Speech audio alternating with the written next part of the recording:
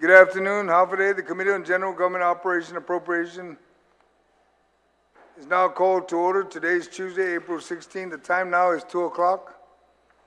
In compliance with open government law, the notice for this public hearing were posted on the Gov Guam public notice portal on GTA TV channel 21, Docomo channel 117, and the live stream on the Guam Legislature YouTube, and disseminated via email to all senators and all main media broadcasting outlets on Monday, March 18, and a reminder on March 8th and on April 12th.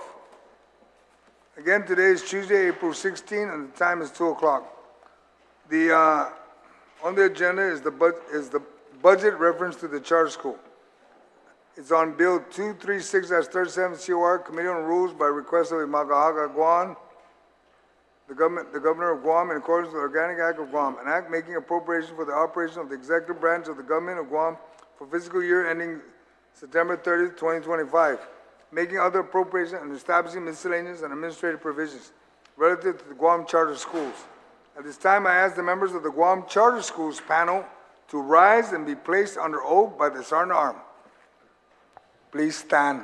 That's what rise means. Please rise, Admiral. Thank you. Raise your right hand. Okay. Under penalty of perjury, do you all affirm that any and all information you provide today, whether it be verbally, electronically, and in writing, be the truth, the whole truth, and nothing but the truth? Mr. Chair, under oath, you may proceed.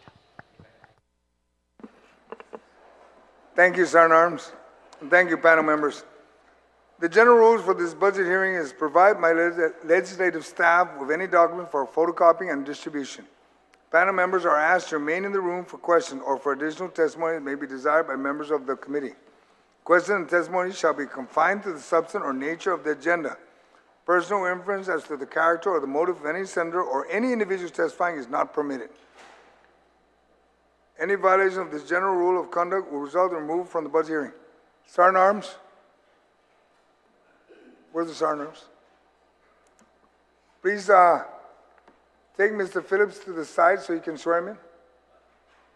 Mike, please proceed over there while I continue.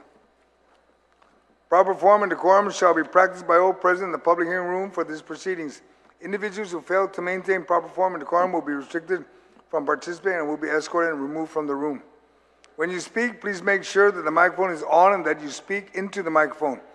You state your name and your title for the record. Once you state your name and your title, it's only one time, then all the colleagues here will know who you are already. Okay? I'd like to acknowledge my colleagues that have joined me this afternoon, my Vice Chair, Senator Tello Taitigui, Senator Dwayne Nicholas, Senator Tom Fisher, and also the Oversight Chair for the Charter School, which is Senator Barnett. With that, I'd ask the Charter School, Madam Chair, to please give the opening on the budget for the charter schools. All charter schools, one shot. Hafare, good afternoon, Senators. My name is Evangeline M. Cepeda, and I am the chair for the Guam Academy Charter School Council. I'd like to thank the 5 senators that are present here today, Senator St. Augustine, Senator Barnett, Senator Fisher, Senator St. Nicholas, and Senator Tello Taitigui. Thank you for taking the time out to be here. Today I'm here along with 5. We have 5 growing. Mount Carmel was our new charter school, and with the support of the senators, this became a reality. With that said, I'd like to say that today I'm here, I'm going to be straight up front and forward. 7.5 is what we've had.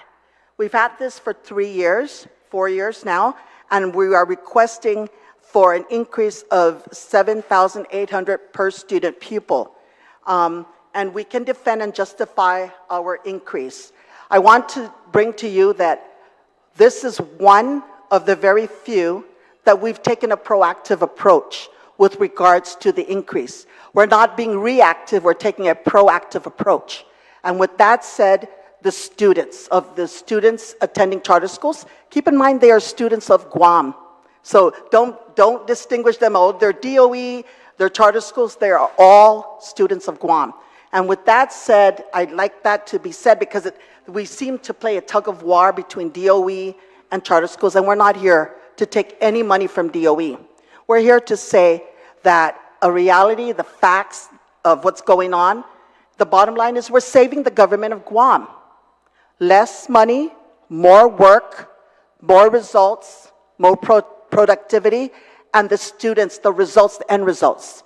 This year is the first of the charter schools since it was incepted back 11 years ago that we can finally come up with results from the Guåhan Academy charter schools. From the time they were first grade, second grade, and now they're seniors who have graduated. So now we can show and reflect the outcome, the measures, the success stories with that. And then we have the newest, which is Mount Carmel, and the reasons why they do so well. And everyone in between, not to take away from everyone, but everyone has their character with the education. So with that said, at the request of 7,800 per student pupil, we can justify and defend our increase.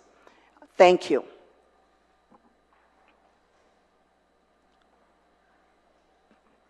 Is that it? Okay.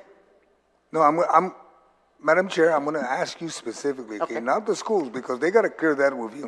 I'd like to also recognize Senator Blas has joined us this afternoon. You know, last year we identified 7,500 per student.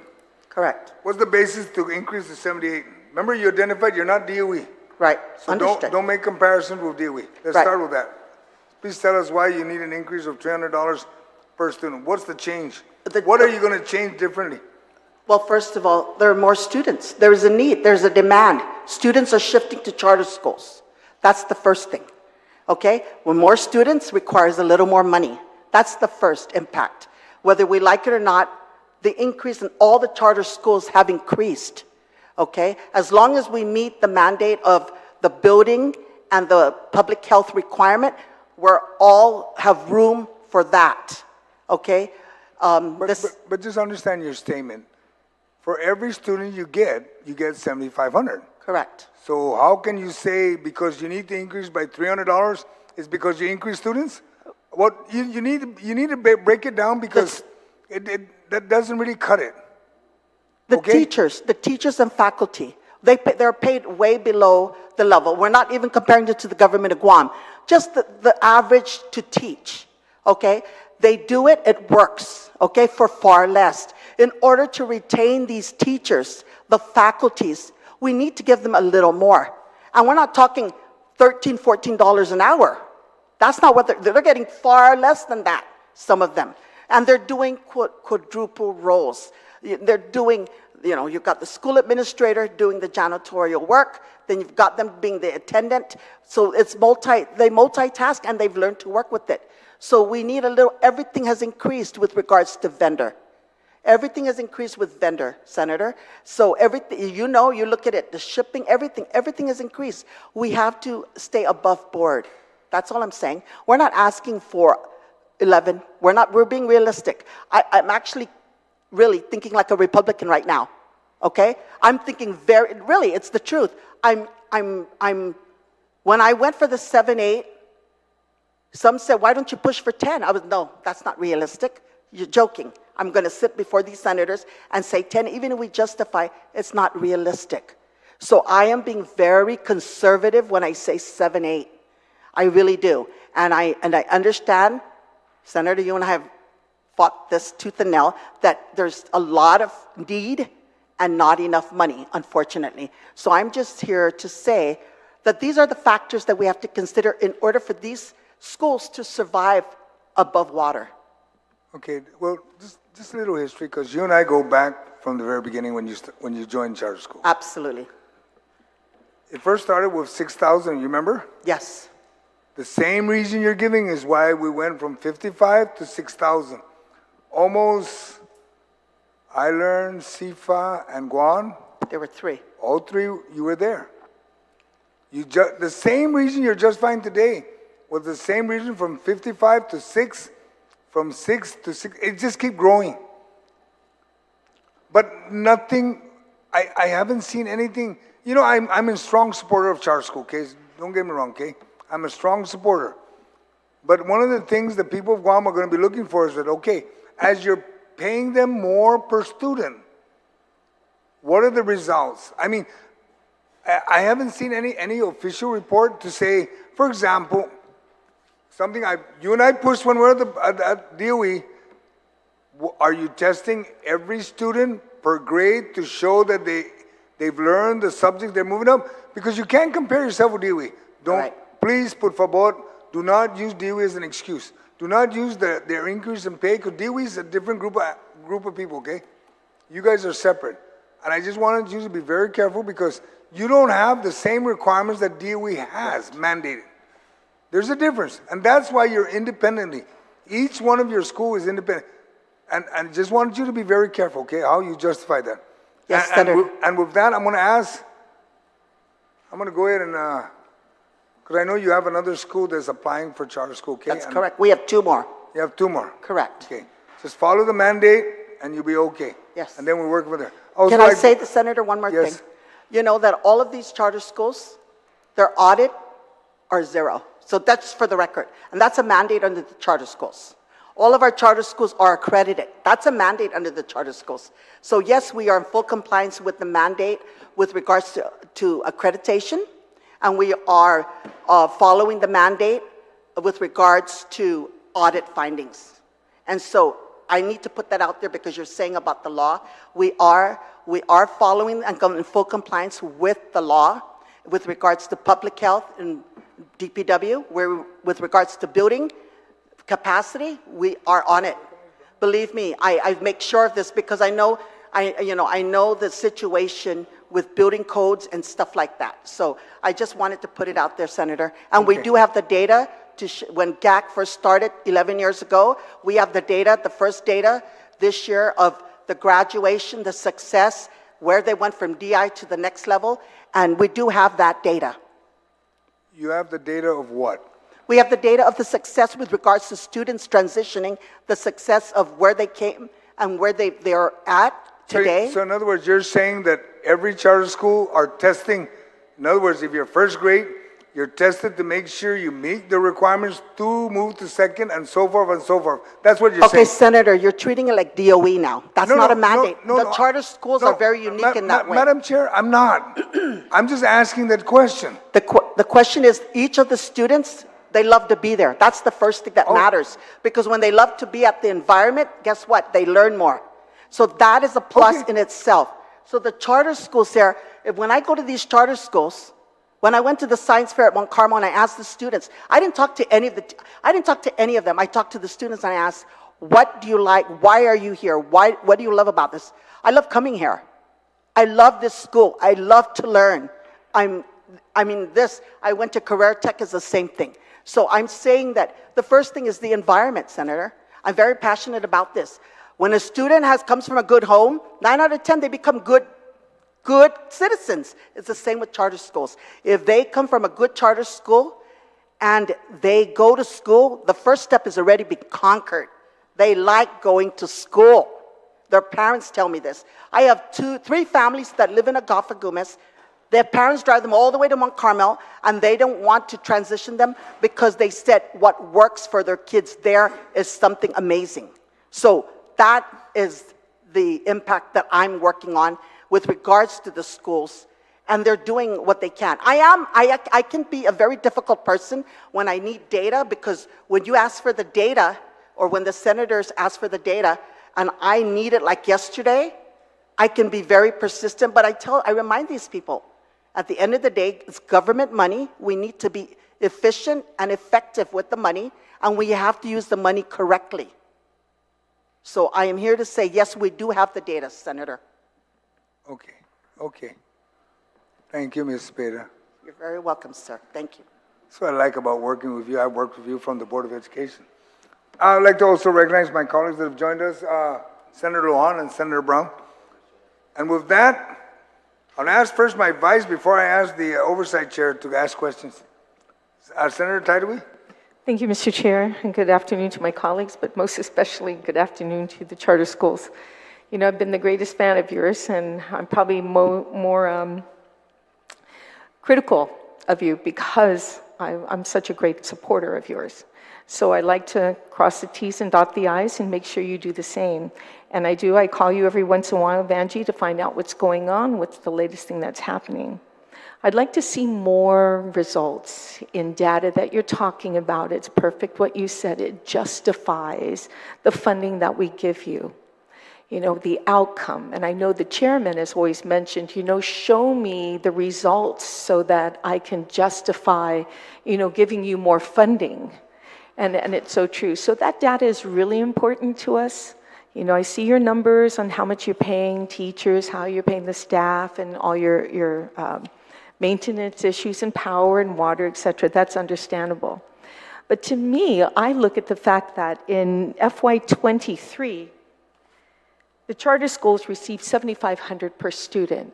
And then FY24, the charter school again received $7,500.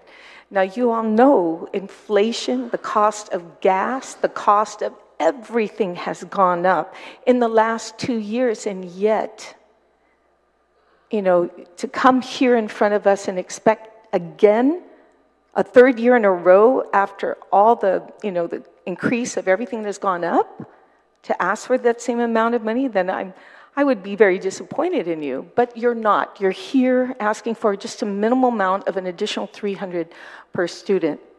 Now that makes sense. You're not going overboard. And I have a funny feeling that you're going to probably live within your means in the next 3 years and stay at, you know, $7,800.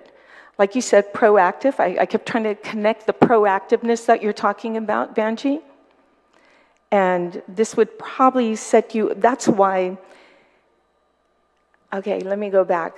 The 22% raise that was incorporated, and that should have been done in increments every 3 years, instead of wait 15 years before, bam, it's all at one time.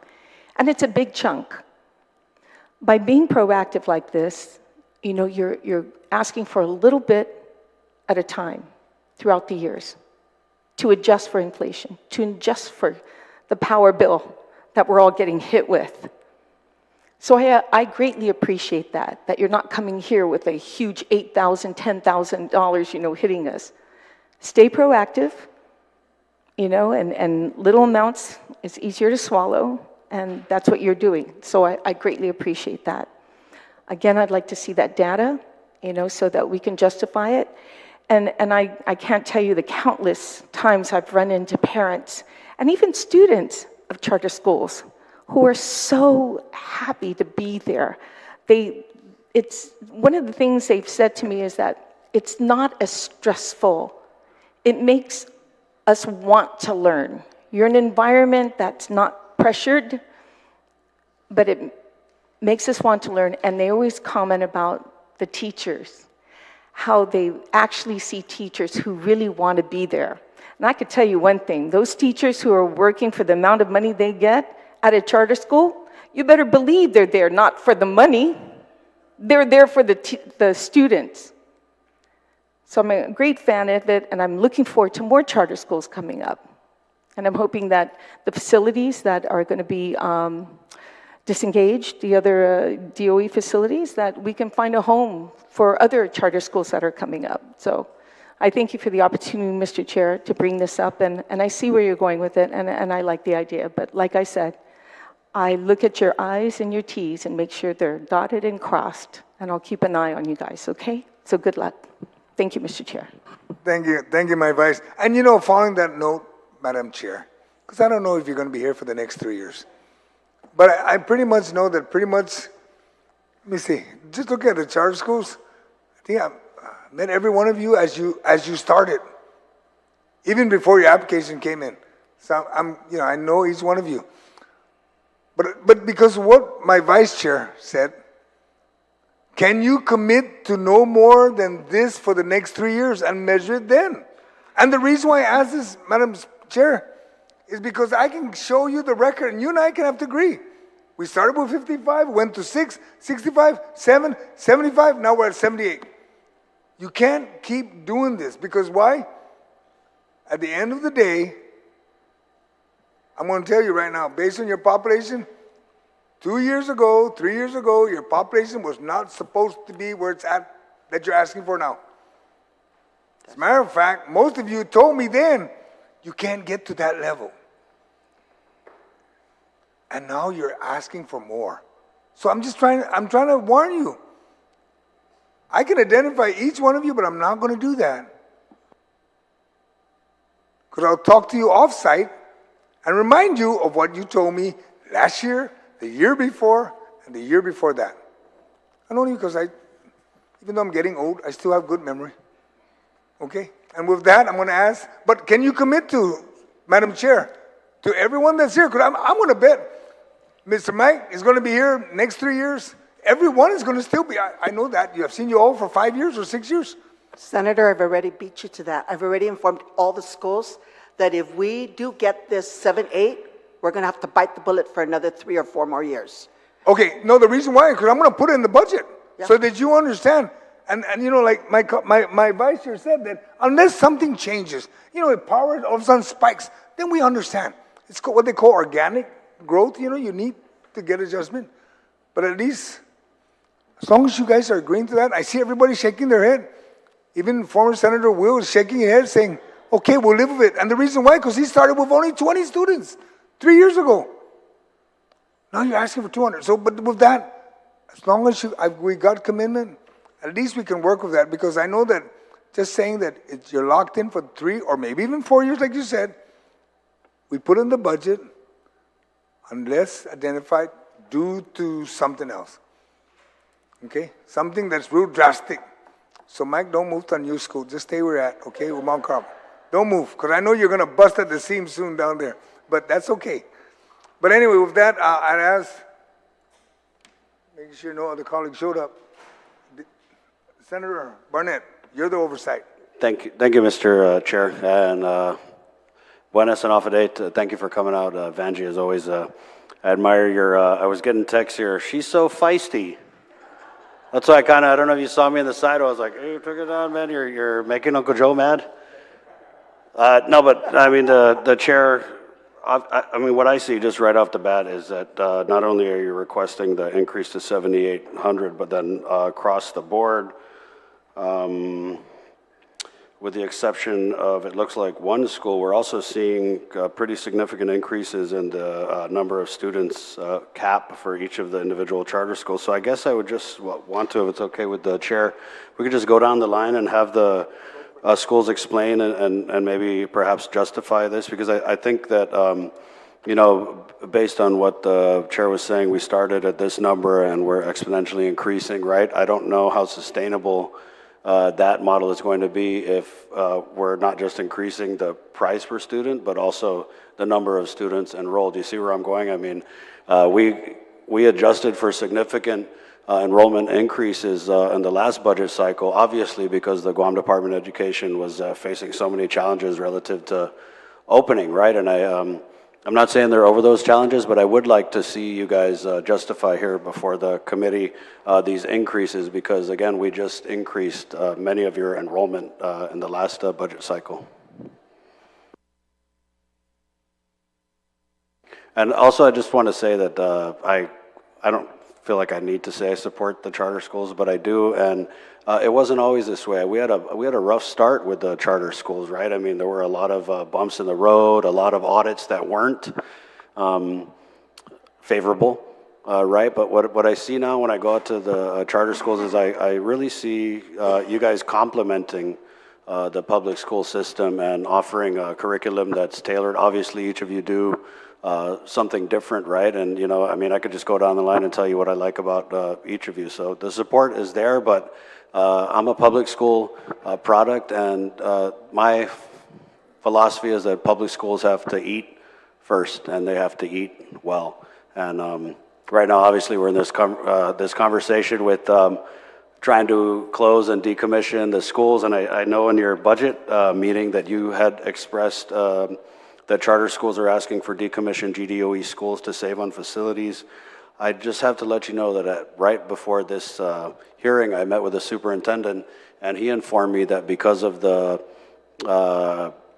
many requests for more public engagement, public input, and also the feedback that they received from stakeholders at the first round of these decommissioning and closure meetings, that he's basically putting the brakes on not stopping the process, but slowing it way down, because he has met with the mayors, and the mayors have expressed their concerns with him, and he actually seems to be in favor of this the village elementary school model that I think we're very lucky to enjoy on Guam. And so that whole process, I think, is not, and you aren't the only ones. I've had the chief of police reach out, and I mean, even I think the veterans were saying, hey, if they're going to close schools, let us go and use that. And I know that I'm pretty sure it would be a good fit for some of the existing charters, but I'm just not sure that we can, bank on that at this time. And in fact, the number the superintendent told me that he was looking to implement this, and again, they've still got to do the study, they still got to go through all those steps, but we're talking like maybe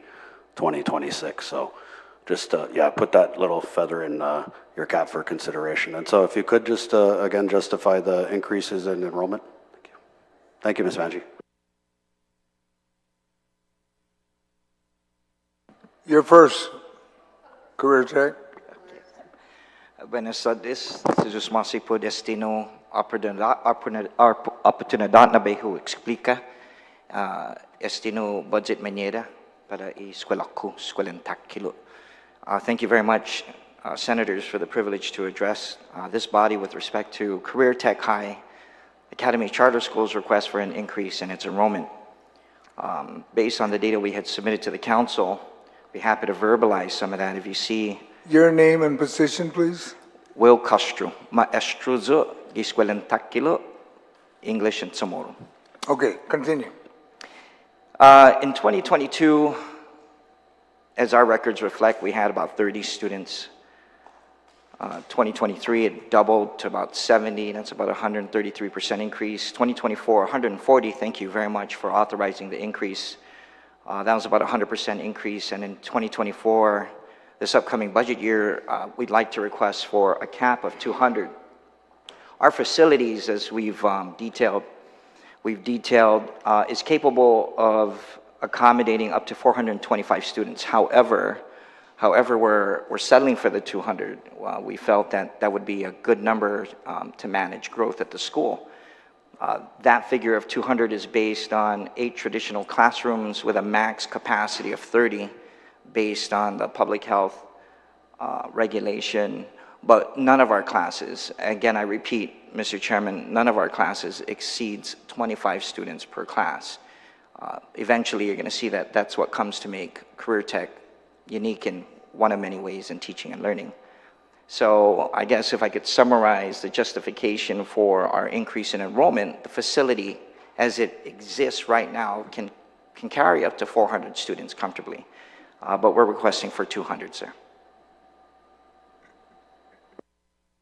Mr. Castro, can you speak a little bit about the one of the programs I absolutely love is the Deaf Academy? Sure. Thank you, Mr. Chairman, Committee on Education. The Deaf Academy is a first for Career Tech, and unless I stand corrected, it's actually a first throughout the district, if not the entire region. Essentially, the Deaf Academy is like a magnet program that pulls the deaf or hard of hearing students to Career Tech. It's a mixed learning environment. These are students of different grade levels. If I'm not mistaken, we have a program coordinator, we have a full-time instructor who's deaf, who has a college degree, and we also have assistants from the Department of Education Special Ed Division. I'm not, just for the record, I'm definitely not a subject matter expert in terms of American Sign Language or Deaf Academy or hard of hearing. But like the Senator may have witnessed, I too can attest to some of the many fruits that they have experienced in the program.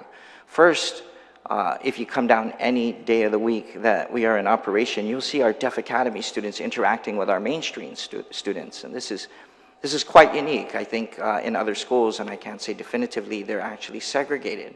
But you see, the only times they're really segregated or put into their specific learning environment is when they're receiving instruction. But even then, our mainstream students come into the ASL class to assist, to complement, to learn the language.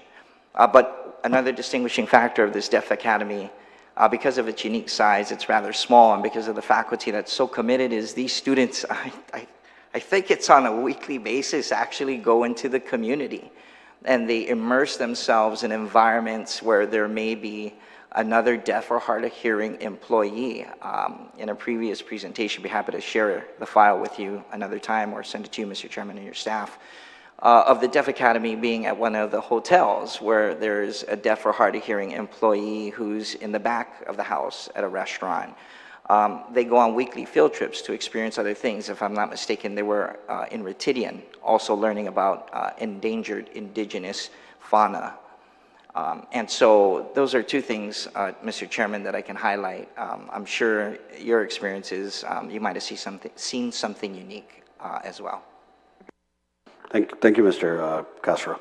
I did want to ask, though, so you're requesting a cap for the upcoming budget at 200 students, but your enrollment has actually gone down, if I'm not mistaken, from 140 to 113, according to the documents provided? Well, technically, it went down from 144 to 140 on the record. You see, our enrollment fluctuates. Sometimes students come, and unfortunately, most recently, as students transferred. So in December, for example, one of our students who happens to be a chess champion for his age level moved off island, and so that would have brought that statistic down. I wouldn't attribute any loss or any drop in enrollment due to quality of education. I mean, if that's something to consider, it's just maybe my colleagues have different experiences, but it's a natural living reality at a school as students come and go. Actually, we have more students coming in, and notwithstanding that, we certainly don't want to be capped at 200. We'd like to be authorized at 200. If we ever hit the cap of 425, I'd be forever grateful. Can I just clarify, because in the document we have, it says the total enrollment for school year 23-24 is 140. Oh, I see, and so this is actually projected enrollment for 24-25, 113, but you want the ability to go up to 200. Okay, thank you. Thank you, Mr. Chairman. Ma'am?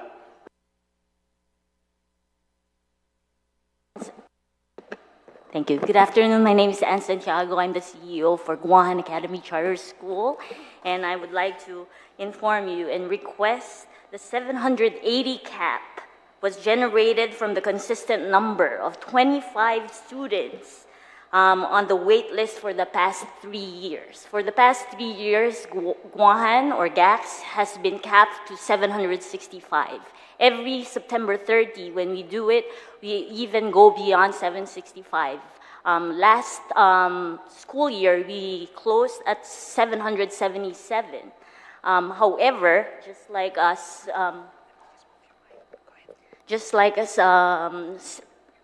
Mr. Castro mentioned, our enrollment goes up and down just because of migration.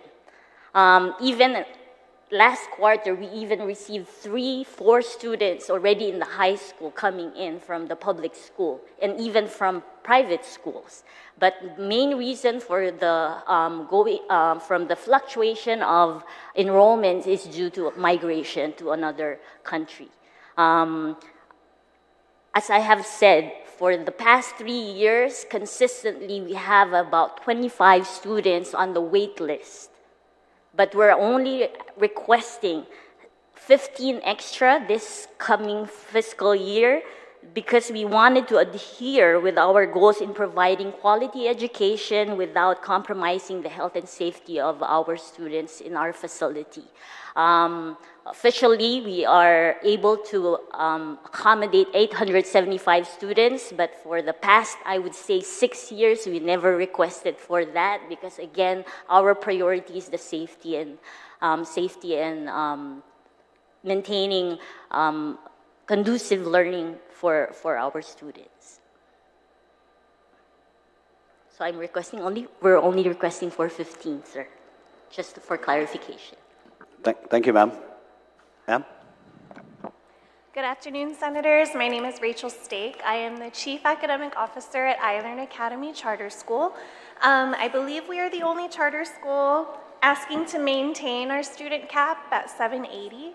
Although we would love to receive more students, our current facility has limitations, so our cap will remain at 780, and we are happy at 780. Thank you for your support. Okay, thank you. Yeah, you have parking for like 80, though.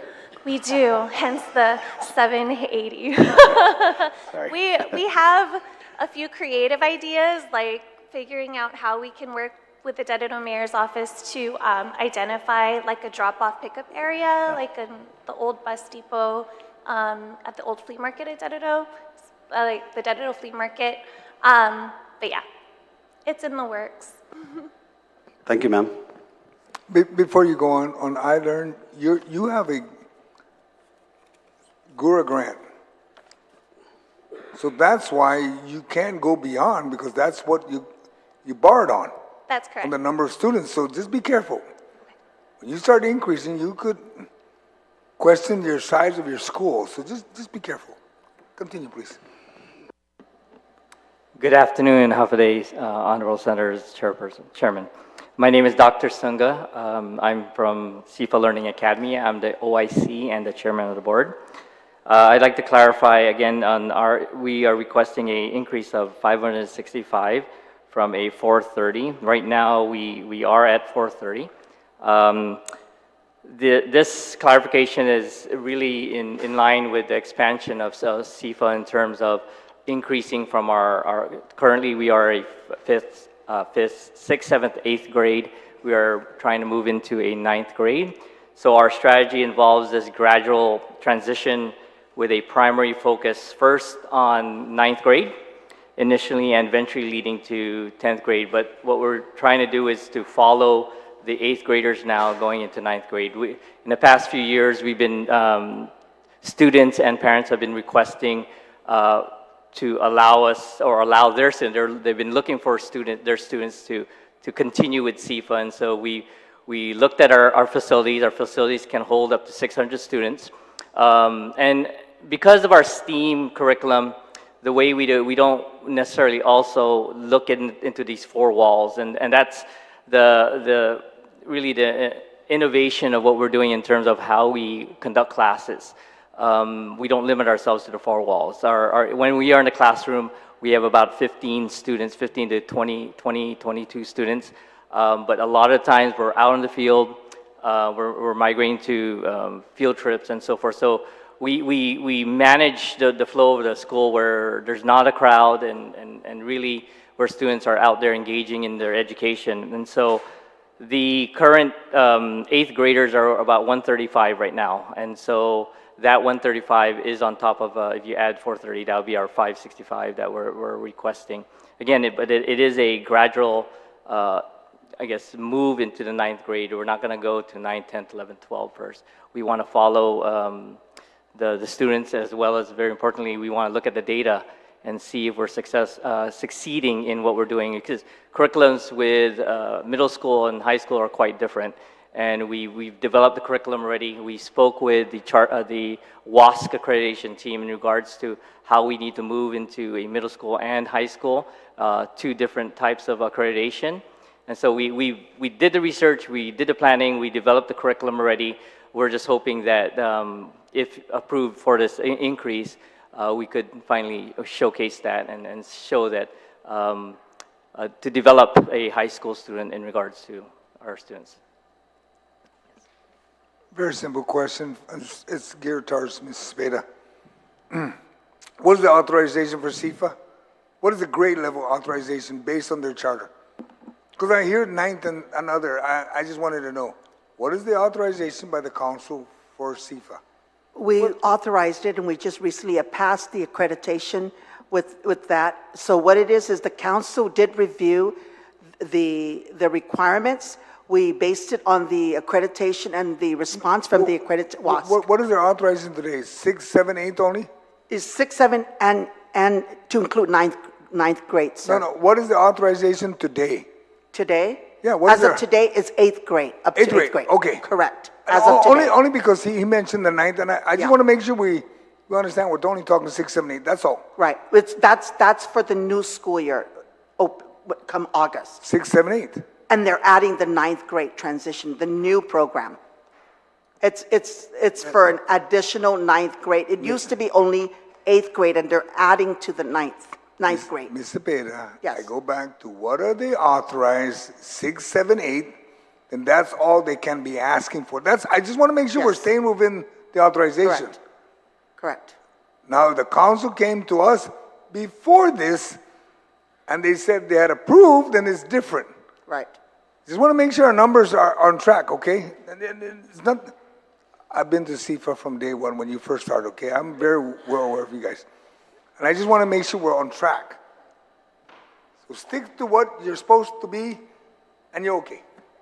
Mr. Chairman, can I make some clarification? Sure. So we just recently applied for renewal of application for a charter school, and in our renewal application included the 9th grade. And so the Charter Council had voted and approved that increase. Okay, we'll figure that out because we never got anything. So, okay, go ahead, Senator Barnett. And that would, thank you, Mr. Chair. That was for 6 years, right? Yes. Okay. And just for further clarification, you're only trying to do, or you're only authorized to do 6th, 7th, 8th, 9th grade, not 5th? Not 5th. Okay. Thank you. Vanji, could you just provide the Appropriations Chair with all the documents that you have relative to the approval of... We will do better than that, Senator. We'll provide everyone that's here today with that copy. Thank you. Thank you. Mr. Phillips? Buenos dias, Mr. Chair, chairs, and senators. Thank you for this opportunity. To answer your question, we were approved by the council for 500, 550. We came to the legislature because we're not a brand new charter school, we're the first conversion school. But the conversion didn't happen until after school started. So we were already, if I remember correctly, well into the 300s. I think we were, as they say, higher north of 350. We're down now to, I think, 338. But we were approved by the legislature for 400 because we were guesstimating at that time what, if anything, would happen. Not much happened after everybody was set in their schools, so it's not like there was any influx or anybody leaving their school to come to Mount Carmel. Just a few instances of that. But we're not asking for anything more than we were approved of by the Charter School Council, which is the 500. And so that's where we are today. Sorry, sir, it says 550 here. 550 is I'm sorry, 550 is the cap, although, yeah, well, we're hoping for 550, but realistically, it's hard for us to tell because we didn't start really till almost October becoming a charter school. And the big significance, aside from a different focus in the curriculum, it was more an expansion of our curriculum, was the fact that it's tuition free. So, it's very hard to tell what will happen. I don't think we, as we said when we saved the school, so to speak, in 2007, we felt back then, and we were correct, we were not going to take from the other Catholic schools when we provided a much more affordable tuition base. Many were afraid we would do that, and we didn't. Out of 435 kids, the Archbishop at that time came down to Mount Carmel and asked for a show of hands. Two kids had transferred. And at that number, I think that would have happened anyway. And I think the same, I expect, will take place here. There's not going to be a great transfer, not from the charter schools and probably not from DOE either. And so that's why I'm thinking between 5 and 550 will be the max that, and that's what we forecasted earlier, and that's where we leave it now with the legislature now. And that may, I hope, clear up some of the confusion, because I know others have said, oh, your cap is 400, and I've explained, no, that's what we came to the senators for, and we were fortunate because we weren't part of the original budget, right? We were a late entry, and you graciously approved up to 400, and so we've been living with that, and the students and all of us are very fortunate. But the number approved is technically 550. What's your capacity at the Mount Carmel facility? Well, when I went there, we almost had 900, but those are the days of the larger classes. Senator, we have facilities, for example, music rooms. We have a dance studio, which is now more of a dojo. We have a music academy with 5 practice rooms in there, a Chamorro lecture hall. And so we have a number of areas that are not necessarily counted as a classroom. And so if you were to put 25 students in each, just the classes, it would be 500. That's not including the use of any of the other facilities that we have. Thank you, sir. Ms. Vanjie, I wanted to ask because I've seen and I actually met with the group that's trying to get a new charter school application in, and I saw a subsequent media story, but can you just give us the status on that? That's something that I don't think the committee is prepared for in this budget cycle. Okay, so we have right now business technology that has been going through the process of their petition. We had several concerns from the council that we wanted to address because, again, before I come before the legislature, I have to dot my I's and cross my T's with regards to location. So they had 2 different locations, which I, as the chair, had problems with. I said, we can't give you the money and you've got nowhere to go. We need something in black and white, something, a memorandum of understanding. And so it looks more so now that was one of the biggest concerns. And then we didn't want them to have to repeat the same type of classes that are already existing at some of the charter schools. And so those were the 2 biggest concerns as the council that I had. And so we're addressing that. And thank you for asking that, Senator, because I'm going to tell you that we will be going in May, or the council will be voting on that. And so I may come before this body to request, and they're requesting for it to be for this school year. And so, you know, I'm just giving you heads up on that.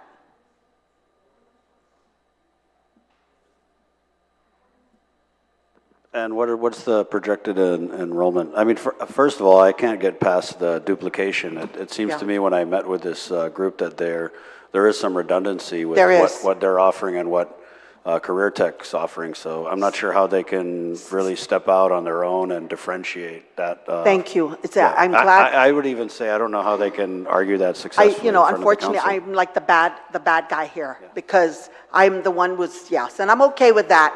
I'm okay with being the bad woman. I'm okay with that. But I'm just saying that for, you know, each of these charter schools have a specific quality and they bring to the table. And so when Mount Carmel came to the table, liberal arts, I was sold on that. And so just for me saying that, I felt that they were like somewhat of a duplication with Career Tech. And I'm saying, you have to be somewhat different. This is what makes charter schools. The argument from them was, well, why can't we have? There is a need for it. And I said, well, that's where the council has that authority. I just don't want it to be a big mess because once they become a charter school, I'm going to have to wait, and I probably won't even be here, have to wait for 6 years or 5 years of accreditation to deny it or, you know, and I don't want to have to wait for that. I'd rather fix the problem before the petition, and so when it comes before you, they have something to bring to the table other than these 5 charter schools.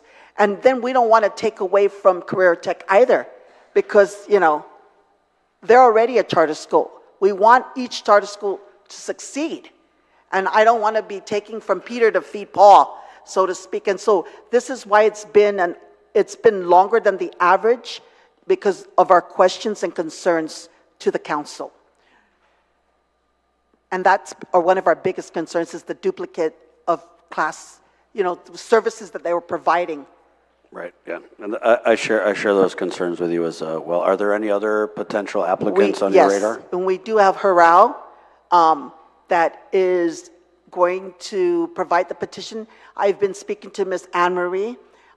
We've been communicating for 3 months. And she said that, you know, I told her, this is what you need to do. The council will review it, and if you follow these. So one of the toughest things for them is finding a place to teach it. And so I think that they've come very close to getting that done. But I've been assured that I will get it the first week of May. And so the council will be reviewing that as well. So we do have 2. And senators, you look in the law in the charter school, it's 7 charter schools, and then I would have to come before your committee to request if and when there is a need for growing petitions for charter schools. I hope that answers your question, Senator. Unfortunately, it does. Okay. Yeah, because, I mean, that's just going to throw two big monkey wrenches into all I this. And so understand now that. we're looking at a scenario where, right, we're trying to increase the number per pupil, and then we're also trying to Correct. increase the enrollment, and then here comes potentially 2 other charter schools. I was going to bring this up towards the end, but I just wanted, it'd be premature to come here and request for this and say Right. for these 2 schools, what if, when we're, it's Right, premature but I did for want to me. ask on the record, because I'm aware that, these efforts are moving Correct. forward, and I don't want us to be any more blindsided than we already Right. are. Yes, Thank you, Ms. Vanjie. Thank you, Mr. Chair. Thank you, Senator Barnett. Ms. Cepeda. Before I ask my other colleague, you identified 2, max is 7 charter schools, okay? Correct. That's That all. is the, Okay. Do you have a number of students they're anticipating that they're going to enroll yes. in each of the schools? What's the numbers? For business and technology is 200, Okay, and for Horao is 200. okay. Understand what we mentioned earlier about the budget? Understood. We're looking at within 3 years. Yes. Understood. What I'm going to stress is that I support charter school. Let's start with that, okay? So that nobody misunderstand, and the people of Guam watching. That whoever gets added on, I will stress that to the oversight, that whatever their number is, if it's approved by the council and he's going to ask for budget and approval by our colleagues, we'd have to apply the 3-year rule. Right. When you start, you got 3 years, in addition to your 6 years for accreditation and so forth. Correct. But just make sure you just follow your council rule, the law, that you cannot duplicate and stuff like that. I mean, just Thank do what you, need to Senator. do, and you'll be That- okay. This is why it's been this business and technology we've exceeded the timeline, because I just wanted to make sure that it's in full compliance with the law. And Don't be that- scared to say no, Vanjie. I know. Okay. I know. Thank you, Senator. And I'm the bad woman, and I'm okay with that. I'm letting you know that. Oh, no, I'm not worried about you saying no. I dealt with you at the Board of Education, so we understand. With that, would have Senator Snickers, you were in first, so I'm going to tap you, and then I think it's Senator Fisher following. And then we just move along as we All right. go along. Thank you, Mr. Chair. It's great to have 14 other colleagues because they can crunch the numbers. And I could just ask the other questions.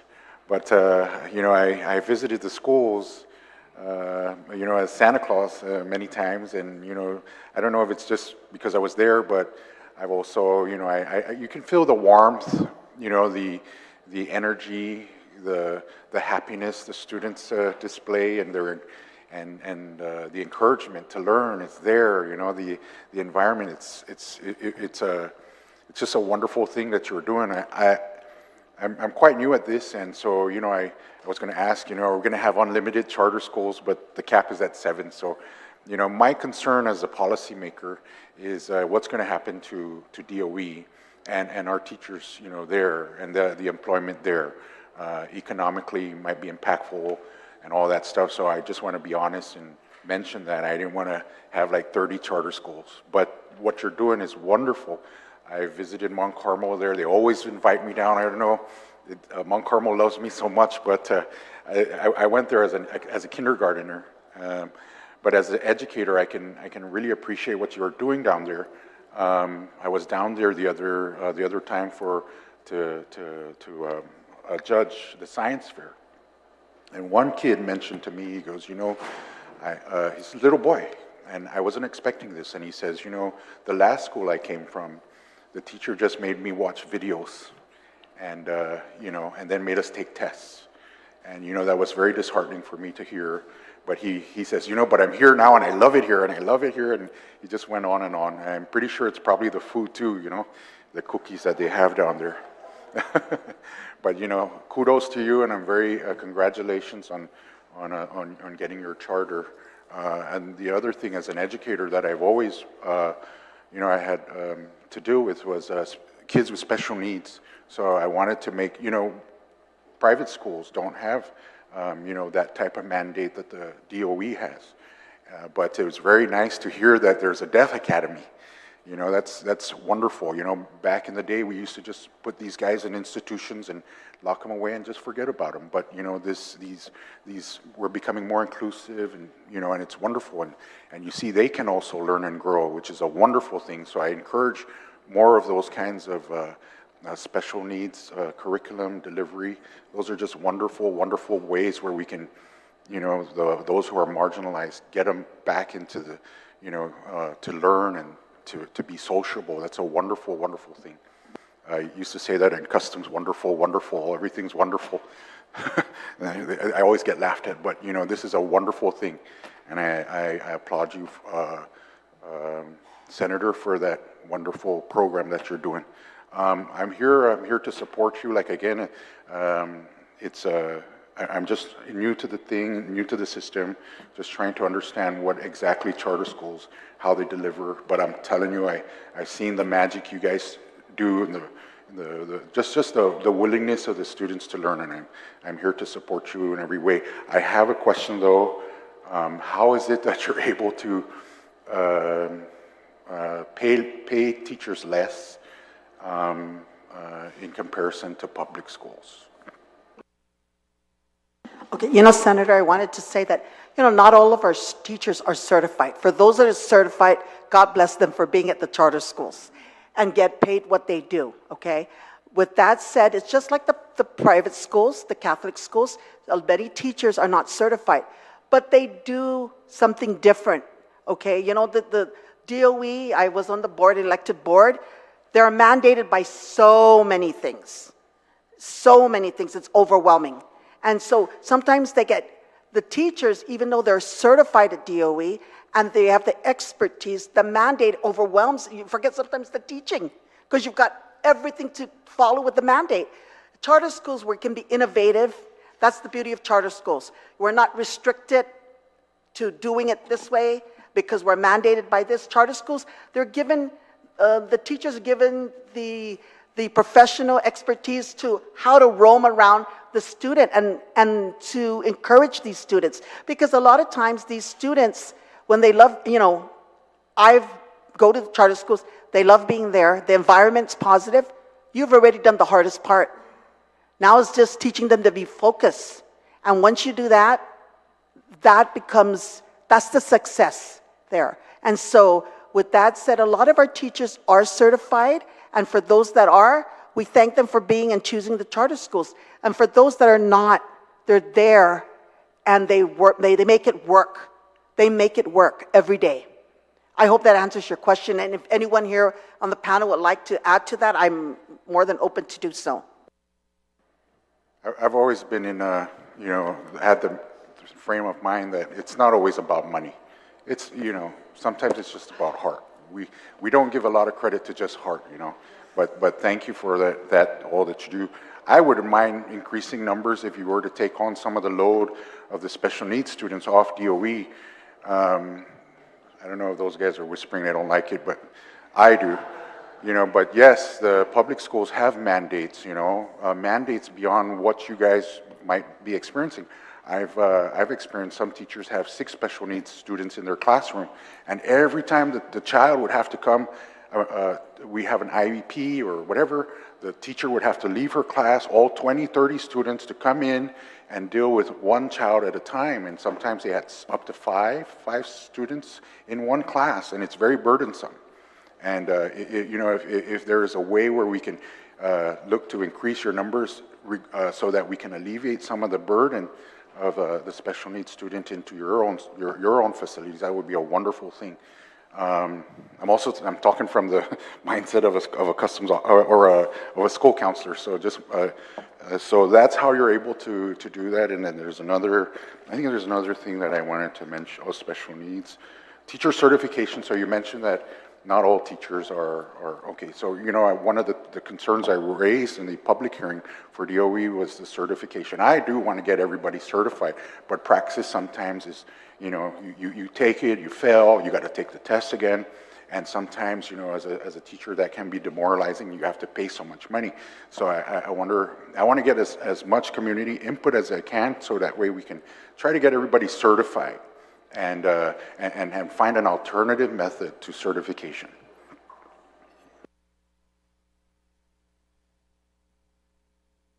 for Guåhan Academy Charter School, what we really do, because we really want to retain our teachers, our certified teachers. About 13% of our faculty are certified teachers. And with the pay that we give and offer them to be able to stay with Guåhan for at least 5 years since 2019 already is a manifestation of their dedication. Teaching is really a profession of the heart.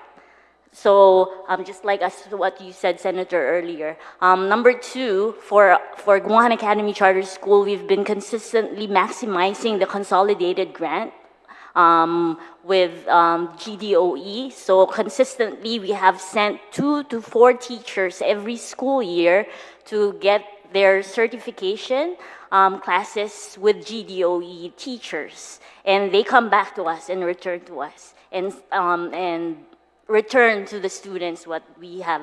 So we always make sure that we have professional development opportunities for our faculty and staff. Thank you for that, ma'am. You know, it's also in the environment you guys create. You know, that's the biggest selling point. So I applaud you on all your efforts, and you have all my support. Sir, Senator, you have a... Senator, if I could just respond, I think it's a culture of learning, culture of leadership, and por ejemplo, i-permit na rason na sumunod sa career tech is because they had a master navigator. So just as much of a reason why families and students would choose to go to a particular charter school for the performing arts or for science or for STEM, we have unique course offerings. We have a small class size. We have a small learning community. And of course, we're uniquely located and situated on the beach of Agate Bay. And I have dispensalo de sipalco to tatagid consolidated grant, but I can offer this also for your consideration. I think the discussion on teacher certifications is a good one. It's always good to have standards. But I would submit that at the end of the day, 3 to 5 years from now, maybe sooner, once the district-wide assessments come into play, that I put as many certifications against our master navigator, who's had celestial navigation knowledge passed down from generation to generation. Bring your best maritime academy instructors, and let's have this conversation on the beach within our Gumasakman. And for reasons like that, Senator and colleagues, members of the Guam legislature, that we can have these quality discussions about what it really means to receive a quality education. And I would encourage you, educators especially, to chime in, because we know that student achievement is not relegated to English, math, science, social studies, and the grades you get mid or end term. Student achievement data is very closely, almost inextricably linked to the quality of education. Do they come to school? The truancy factor is an important one. Are they being mentored? I can go on, and I'll stop in a few seconds, but the point would be, as you contemplate increasing, and we hope, the per pupil costs for charters, or increasing the maximum allowable by law to accommodate at your school, the cap, the so-called cap, please take into consideration those things that are less quantifiable as you go back into the committee and deliberate. Thank you. You hit it right on the dot with mentoring. Is what I used to do for the kids. Ma'am, on one more note, or another question maybe, I'm so sorry I missed this one. This is about, you mentioned DI. Were you talking about direct instruction? That was a disaster for our students. Right. Well, you know, I was on the Board of Education, and Senator St. Augustine was on the Board of Education when DI instruction was being considered. There was a lot of against it and a lot of pro. So I'm saying that DI for Guåhan Academy, they have DI, and then they used to have DI all the way until 12th grade, and they said, you know what? This doesn't work for all students. So they've done a fabulous job on transitioning from DI. I think on the 9th grade, they go into a different program, which they recently have done. And this is where I'm saying that this is the innovation, the innovative to what works for the students. Thank you, ma'am. You want to go ahead and comment on that? Yes. Yeah. If I may add to, yes, Guåhan Academy Charter School was first chartered to be a DI school for literacy, and we use direct instruction from NIFD. It's a proven educational practice. If it is implemented to fidelity, we only have 5 years for our students from kinder to 5th grade, 5 years so that they will be reading at their level. And that's what we have been doing ever since we started. When we receive students already on 5th grade, we have middle school students coming from other islands who does not speak English. 87% of our population, of our students, are Title I students, and they don't know how to, their English is our second language. So we have those students, and the DI program aims to put them on their grade level of reading. Once they reach their grade level, which is supposed to be in the 5th grade level, we transition them to middle school, focusing on the other content areas, science, social studies, and recently, we have moved them to essentially all schools on island, not just the charter schools, not just the GDOE schools, private schools. Essentially, our goal, all the schools' goal is to prepare our students for career and college, for them to be ready for college and career. So we have implemented, and we already into full transition, our We Care program, Work Enablers, College and Career Education Readiness Program. So we monitor our students. Our seniors, when we started, we had 8. This year we have 2 sections of seniors who we are preparing them for whatever field they wanted to be.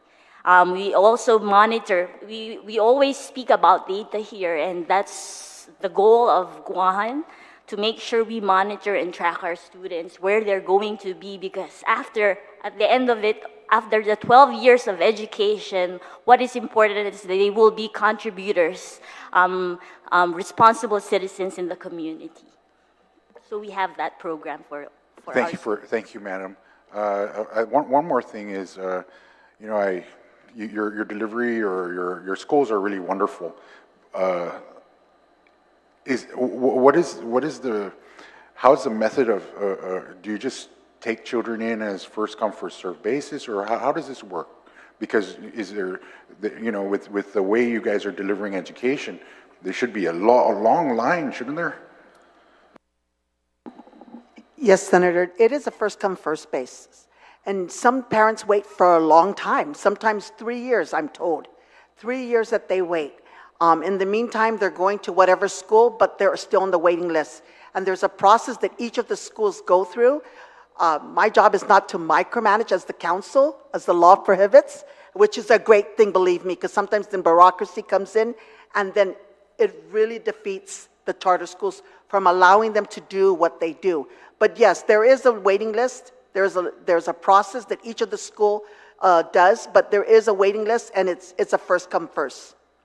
Thank you, ma'am. Yes, let's do everything we can to keep bureaucracy at bay. Yeah, thank you, Senator. I want to thank you all for your presentation and your testimony. You do have my support, and that's all I have, Mr. Chair. Thank you. Senator Fisher, do you have any questions or comments for the panel? I do, sir. Thank you very much. All right. I will begin by saying that I am not a friend of charter schools. Neither am I a foe of charter schools.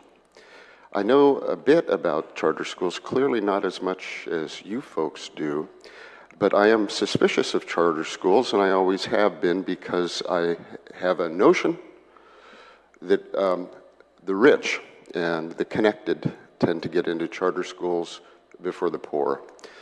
That has been a black eye that has afflicted your industry, I think, since its beginning. Now, charter schools is my understanding, ma'am, I'll address it to you. Have you been with the charter school movement on Guam since its inception? No, Senator. I've been with the charter. I was the vice chair for a year. I've been a chair for 4 years, so 5 years altogether. I read charter schools, just so you know, senators, like California. I've done my homework in it. And I understand where you're coming from, because okay, so I've read them. Yes, ma'am. So I think you can answer this question then. I understand charter schools were originally created and flourished in the United States. In fact, I think something like 7% of school-age children now are enrolled in charter schools of one sort or another, and I think 45 separate state jurisdictions have them, and another territory, which is Guam. I understood that the original impetus behind charter schools was to address racial disparities.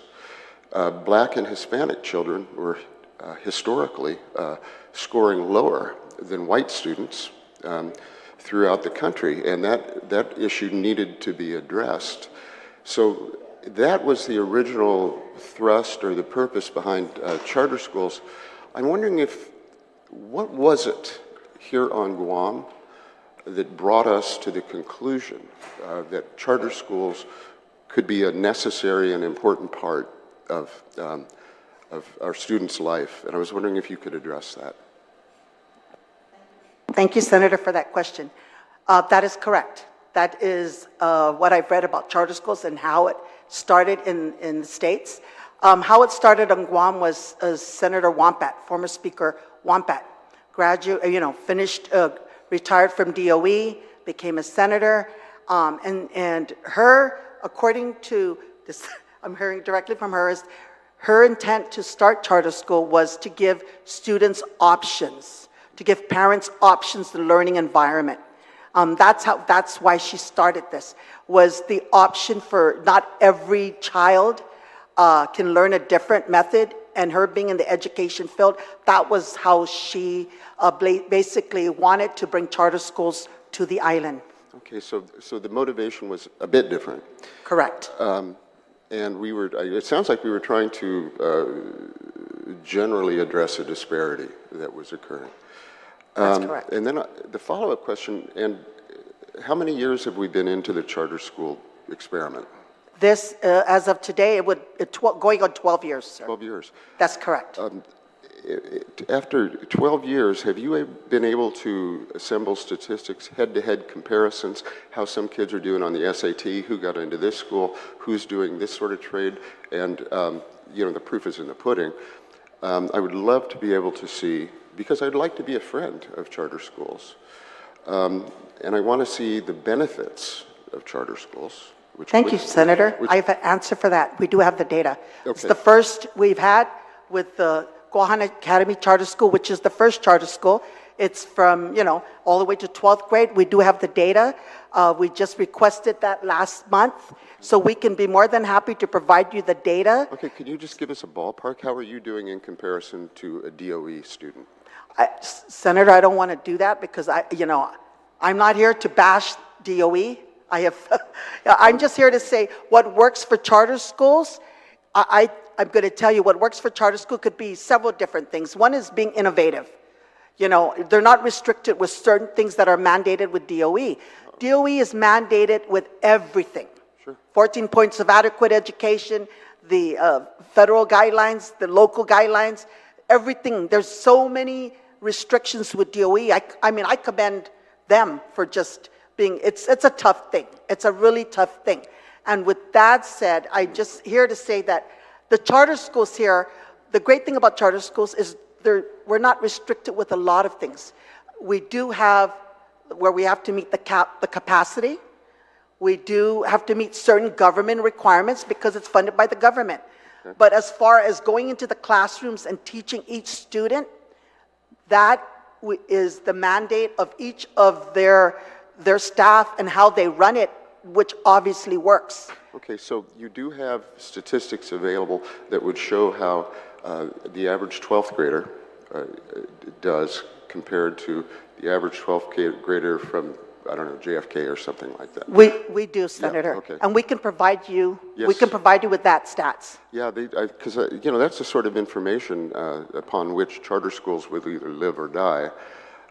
Parents are not going to want to send kids to underperforming schools if they can avoid it. So thank you for those answers.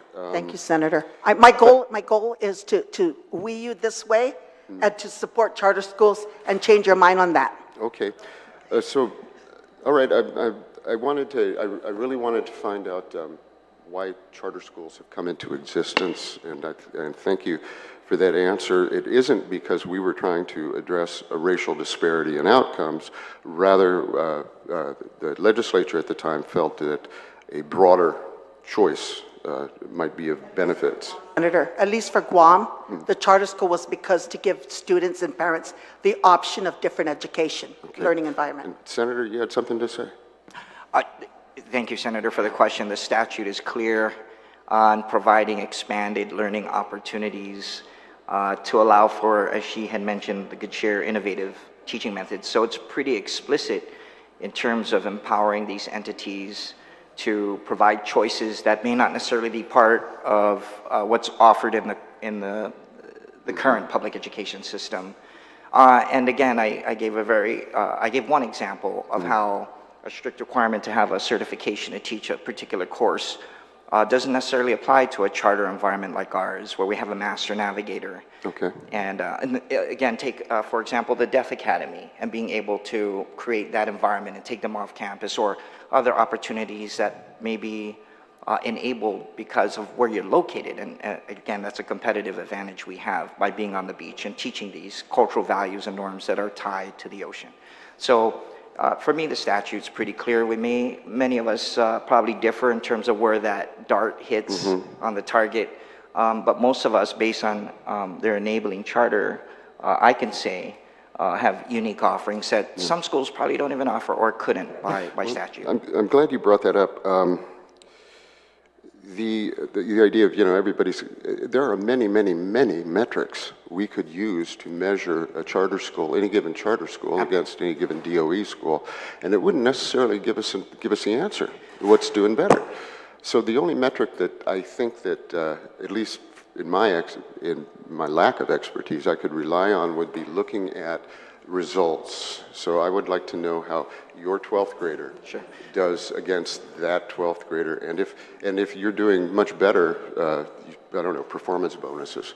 But if you're not meeting what the DOE is giving us, then that's going to be a problem, potentially. And I'm learning this just as we all are. And like I said, I want to be a friend of charter schools, but the friendship only exists as far as I'm confident that children in this community who come from more challenging environments than the wealthy, the well-connected, etc., have every single opportunity any other student has. Because I'm going to get up on my soapbox here and just say, this is an investment in the single most important part of the community.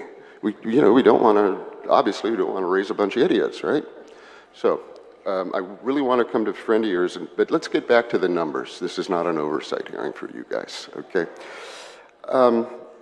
I didn't quite understand, I think, Ms. Mendiola, I didn't quite understand your response. I'm sorry, Ms. Cepeda, I beg your pardon.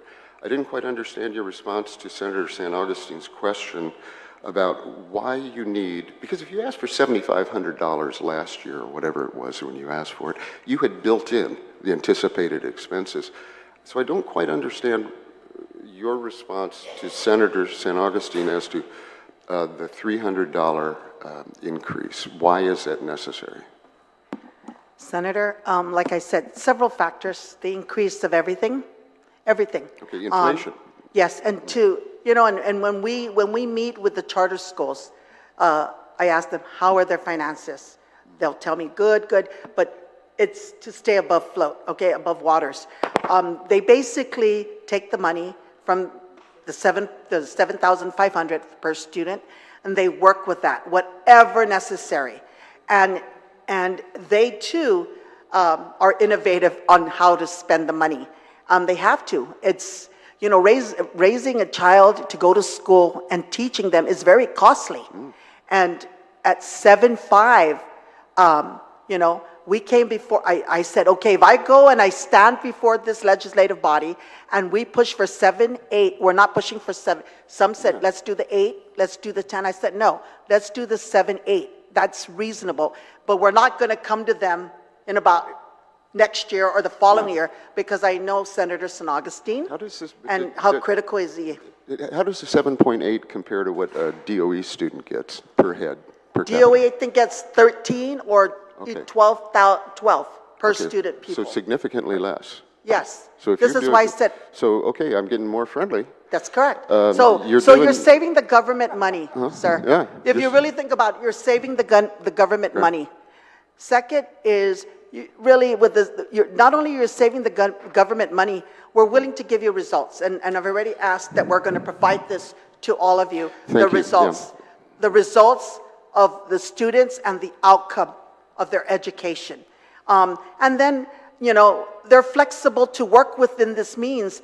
Senator Lujan was just at our last function, and he saw that the teacher that was doing playing the dodgeball out in the front came in and became the teacher in a different classroom. You couldn't do that in public school because there are mandates, right? You can't do that. And it's nothing bad. It's just how our entire school system in the United States works. And so they have the flexibility to do that. And I'm just saying that the 7-8 is something very reasonable, Senator, for what they need to keep the school and the students above water. Okay. And again, I can't gainsay that. I don't know that 7,800 is not reasonable. Perhaps it is. It's certainly a more attractive number than 1,300. Absolutely. My question to you is, if we maintain the current cap on the number of students, can you continue to perform at 7,500 per student across the board? I like to, 78, yes. No, You it's know- at 7,500. Right, right, as of today, and if this body decides to approve the 7-8, we are going to work with what we got. It's the reality. They hear this enough. We know this, that got to work within your means. Okay, so the real question is, does the legislative body want to increase the cap? Correct. Because that's going to drive This the is what we're numbers. here today. Okay. All right. I thank you very much for your candid answers. I really do appreciate it. Thank you, Senator. Everybody on this panel, everybody in this room thinks what you guys are doing is probably the most important job on Guam. I mean, the education. Long after we're gone, somebody else has got to pick up the pieces, right? Yes. Yeah. Okay, so thank you all very much. I appreciate it. And, sir, I have no further questions. Thank you, Senator Fisher. Senator Blas, you have any questions? And you'll be followed by Senator Lujan, and then it'll be Senator Brown, if I'm correct. Thank you, Mr. Chair, and to the panel, thank you very much for being here today. And I'd just like to start off with some very basic questions because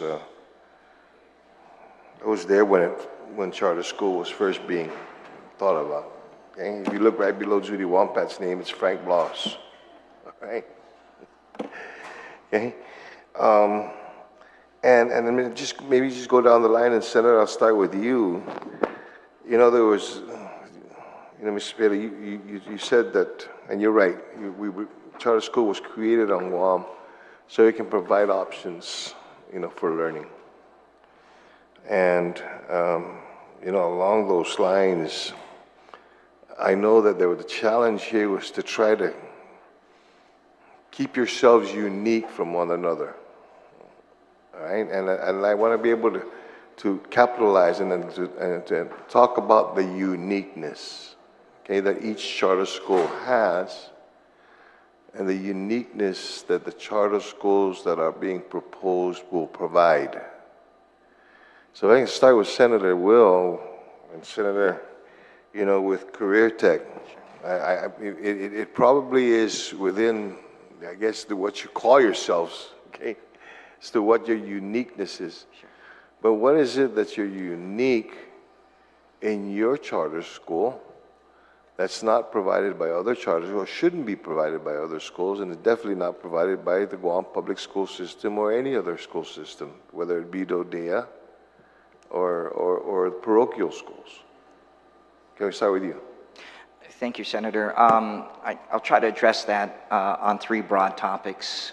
In the topic of teaching and learning, Career Tech is unique in more than one program offering. For example, what we call the Maritime Academy, which is your traditional seafaring academy.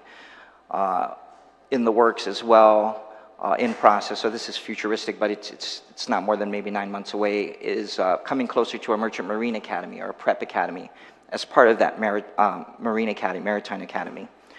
We have quality faculty who otherwise couldn't find themselves at least at the same level of pay in a traditional public education system. I don't want to keep referring to DOE, but it's the only other system.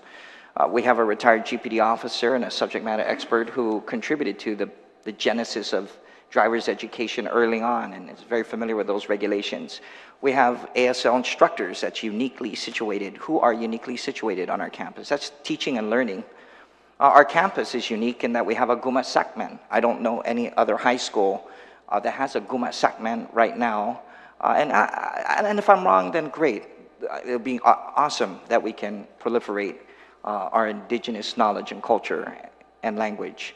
We have opportunities to develop micro-enterprise in our Kusina and Sanhizung. We have opportunities to develop character development programs out there in our natural environment. In terms of leadership and character development, we have the ability, because we're so small, to create innovative programs that may address issues of truancy or counseling, issues where students may have trouble persisting to the next grade level. We just created a program called SETB, which is a hybrid online and offline program. So those are three broad areas. I can go on in terms of each of the programs I just mentioned, but I also want to bring you back to my opening statements in terms of having a low student-to-teacher ratio. We're very deliberate in that we try to keep the student-to-teacher ratio down to no more than 25, although the statute authorizes up to 30 based on the public health regulations. You can accommodate by law and regulation up to 30 students at the high school level. The law, I'm sorry, I'm talking about public health standards. The law, if I believe, it restricts it to 28.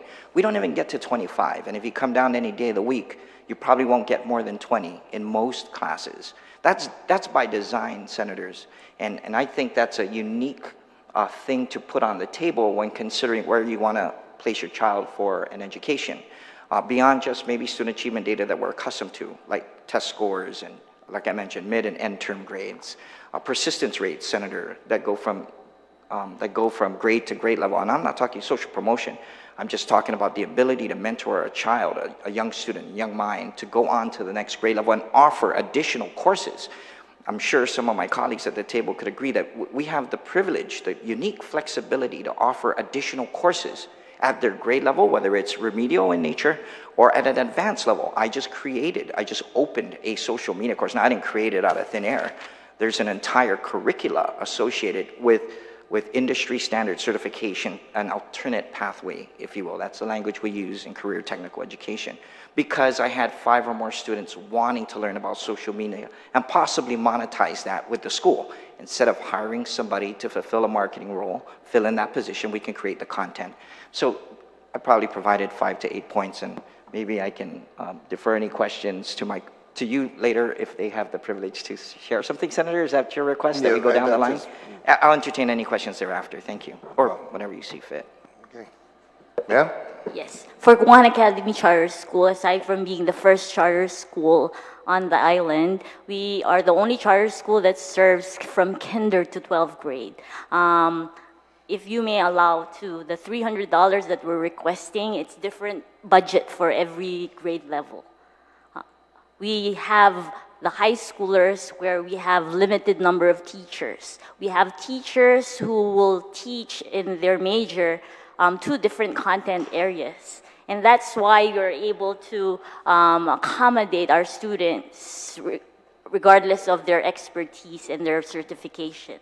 Another specialty or what makes GACS unique is because we are the K-12 schools, we have individualized curricular programs for all our students. 60% of our families come from the same family, so they're not restricted with the district locations of the school, unlike GDOE.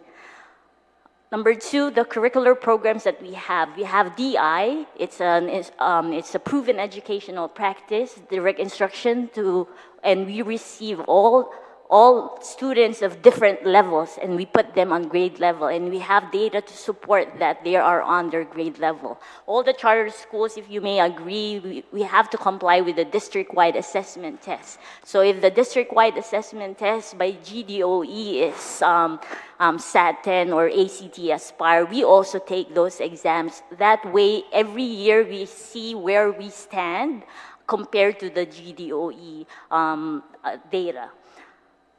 GACS also serves, as I have mentioned earlier, 87% of our population are Title I students. So we're the only charter schools who provide free and reduced meals to our 565 students. Free and reduced meals. That's the chunk of the money where we're putting our budget, because in GDOE, they are federal grants reimburse their meals for under the child nutrition program. But for GACS, we serve them for free and reduced, and following the eligibility of each family according to their household income. We have a sports program that's going up, rising from, we don't have a gym. The facility, but when we started our joining in sports and intramurals across other private schools our first time we joined the sports, we brought home championship and medals from our students. And imagine if we have a facility that would accommodate that. Our cafeteria is not suited for serving the meals. We contracted to a vendor to bring the prepared food for us. And that eats up most of our budget. Last but not the least, we have IEP students as well. We have individualized educational program for our special needs students. And we comply with the federal mandates, same as with GDOE. And we're the first charter school who's actually trying to be in compliance with the federal, and we receive funding from that too. That's how unique we are. Thank you. Thank you. I Academy Charter School is the island's second charter school to be established on Guam, and we are the first STEM elementary school servicing students from kindergarten through 5th grade. We embed the concepts of the engineering design process into all of our core subjects, as well as responsible digital citizenship and technology. Each of our students are equipped with a one-to-one device at our school. It's a student iPad, and that is what our students use to access their academic programs and curriculum. It was also because of this that allowed iLearn the flexibility to be able to transition pretty seamlessly into online learning when the COVID pandemic hit, and during various instances that would come up throughout the past few years. One of the things that was unique to iLearn was we were able to close down the physical campus of the school during peak flu seasons to allow for online learning to occur, for teachers to be able to heal, for students to be able to heal, and that's unique to us. Okay, thank you. Yeah. Yeah. Well, SIFA Learning Academy is a STEAM school, so we're actually, iLearn is a feeder school to us, which actually fits perfectly in this pathway of STEAM pathways. The A in STEAM is an integration of arts into the STEM program. One of our, I guess I would like to think that one of our highlights of the school itself is, I'm a public school student. I graduated from Simon Sanchez, University of Guam, and I think I turned out well. But one of the things that I've always asked myself, and what I hear a lot of students ask is, why are we learning this subject? What am I going to do with this subject? Because a lot of education, not just in Guam, but in the United States, are silo taught. And with SIFA, we do curriculum integration. So whatever you're learning in math, you have to understand that principle and apply it to the music, to arts, to all these things. So they always have these connection of learning. And so they understand that light bulb turns on and says, wow, I need to know math in order to build instruments. I need to understand sound waves and all that kind of stuff. So we do a lot of curriculum integration. Every quarter we do a STEAM project or a STEAM theme where the entire school has to kind of work together to build a theme and curriculum that would showcase each subject matter, but to look at that scaffolding and the connection between each subject matter. And so it really brings that connection and really removes that question of, why am I learning this? Why is this important? And so students, instead of learning in these silos, they understand. And again, CIFA is the only school that you could say it's science is fun and awesome. It's the only school you could say it's fun and awesome. And so I think that's what you take away when you talk to these kids. They're enjoying the schools, enjoying coming to school, enjoying learning, because it matters to them now. It's no longer something that's separate. And so we also have, because, and you hear this with a lot of our charter schools, we have subject matter experts. And these subject matter experts, we have partnerships with organizations like scientists, we have partnerships with the private organizations that not only come in during charter our career day, but they're there as advisory members and helping develop curriculum, telling us what's important in regards to what they need to learn now. What are the skills that these students need to learn in the STEM field or in the STEAM field? And so we're always connecting our students with these field experts on a daily basis. So I think if the body does approve our 9th grade, our STEAM will actually turn into STREAM because we're going to integrate research and development in regards to the high school. Okay. Mike? Thank you, Senator. The number one focus at Mount Carmel is the fact that we're a project-based school. And we've been a project-based school, as many schools have been partially project-based, but that was our one highlight, that when we converted to a charter school that we wanted to expand further. The next 2, 3, 4 years at Mount Carmel are hands down going to be their best. This year, I wouldn't say we started late. We're very fortunate to have started at all, but as a charter school, we didn't even begin to receive any funding until later in October, thanks to Vanjie's hard work. And it's been a struggle. And she's not the bad lady, she's the good lady. It's the one that makes things happen. And so things like building out the different things, for example, a lab for the Chamorro language, things like that, just can't be done overnight, but they can be done. The ordering of instruments, the building out of our dojo, and things like that. The people that are involved are remarkable. I mean, we're able to attract people that are there because somebody's doing it. And so whether it's martial arts or music or areas like that, I don't, otherwise I would have just asked them, can I share your names? But I know, for example, like Patrick Palomo. Patrick's there because of our music program. Patrick could be anywhere. Patrick's been given a lot of offers, and he chooses Mount Carmel. But he chooses Mount Carmel because of the students. We have a music program there. Our goal now is not just to teach music, but music proficiency. And so along those lines, with what we have been told is applied science, we did project-based all the time. And so it was actually the superintendent of education, when he wrote the letter to the charter school council, he said, oh, you're an applied science school. We looked at what we wrote, and I guess we are. Like CIFA, there's a small difference in that is their focus. Well, it's not our focus, it's actually going on. Mrs. Taitano, who's run the UOG science fair for decades, is our science teacher in middle school. And so she's enhanced our science fair and our competition, and we've won awards and we compete, and all the students participate and they perform.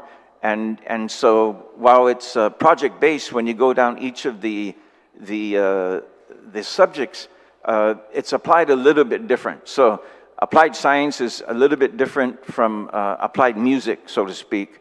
Our Chamorro language goal does not include any form of immersion. And just like everyone else who's testified here today, I don't come here to say one is better than the other.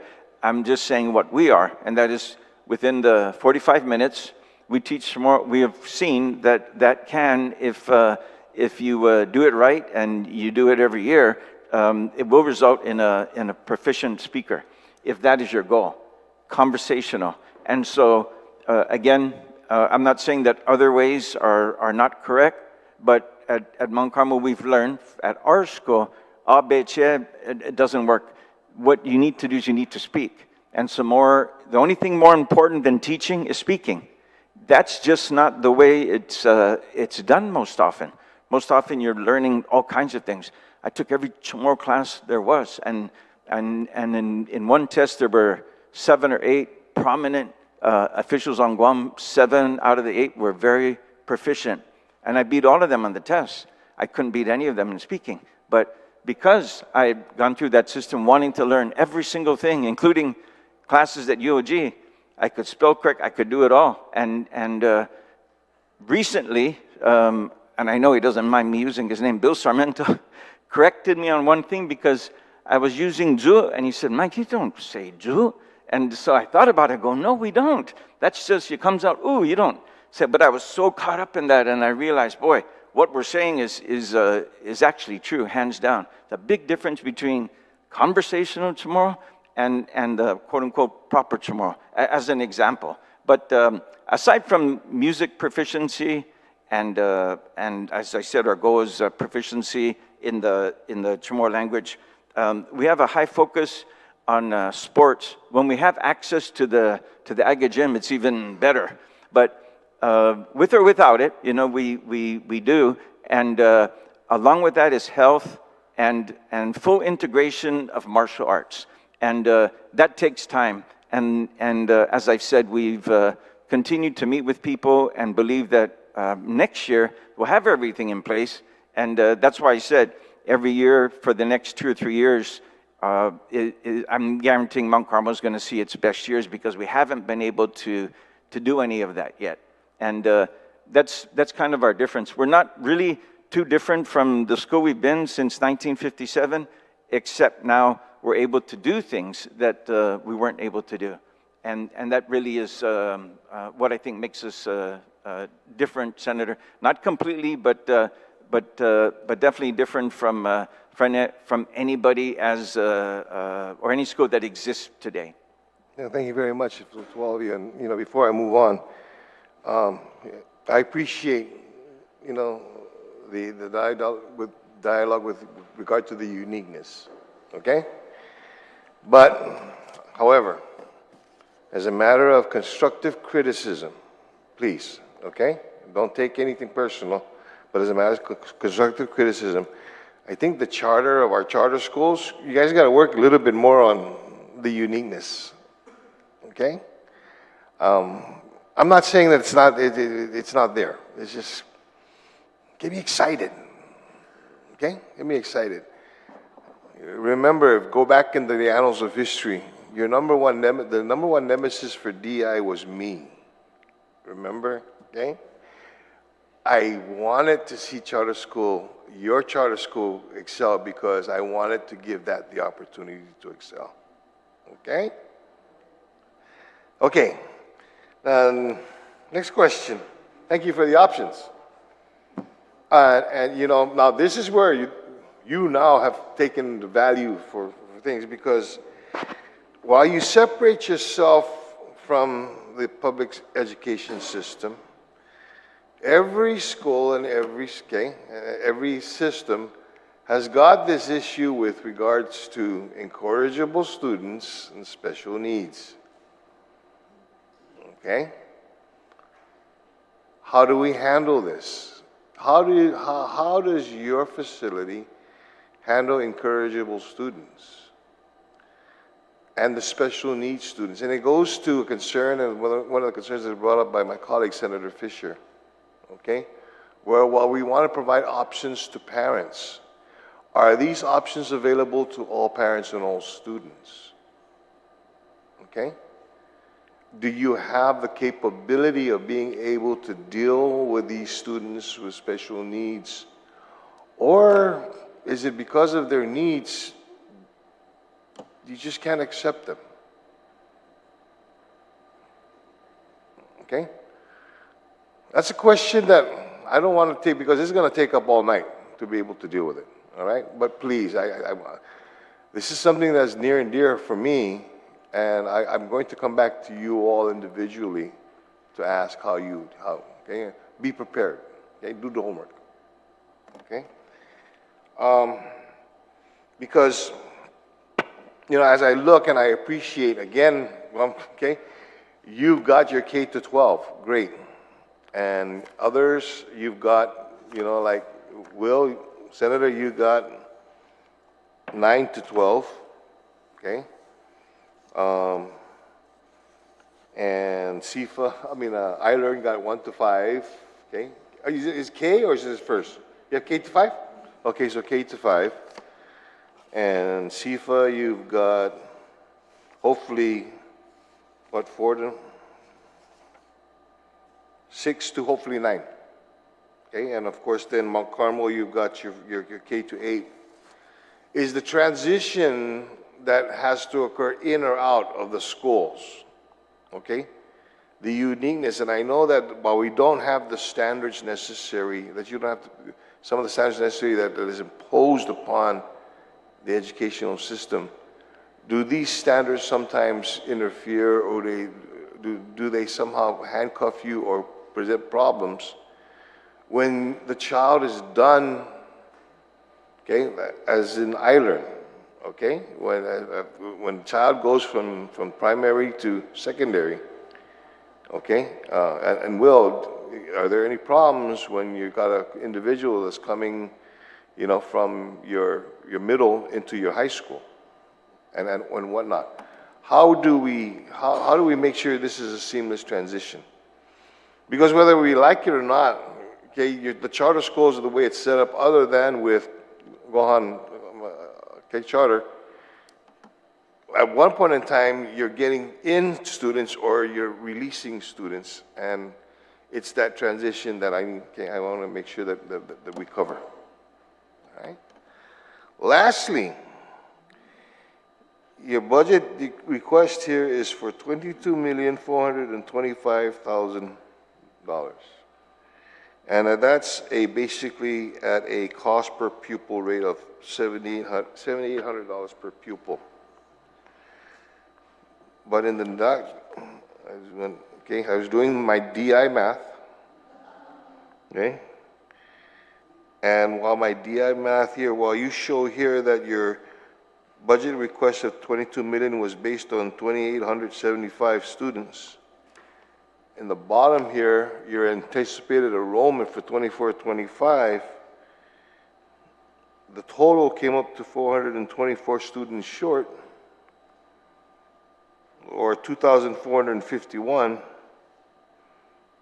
which is a difference of $3,307,200.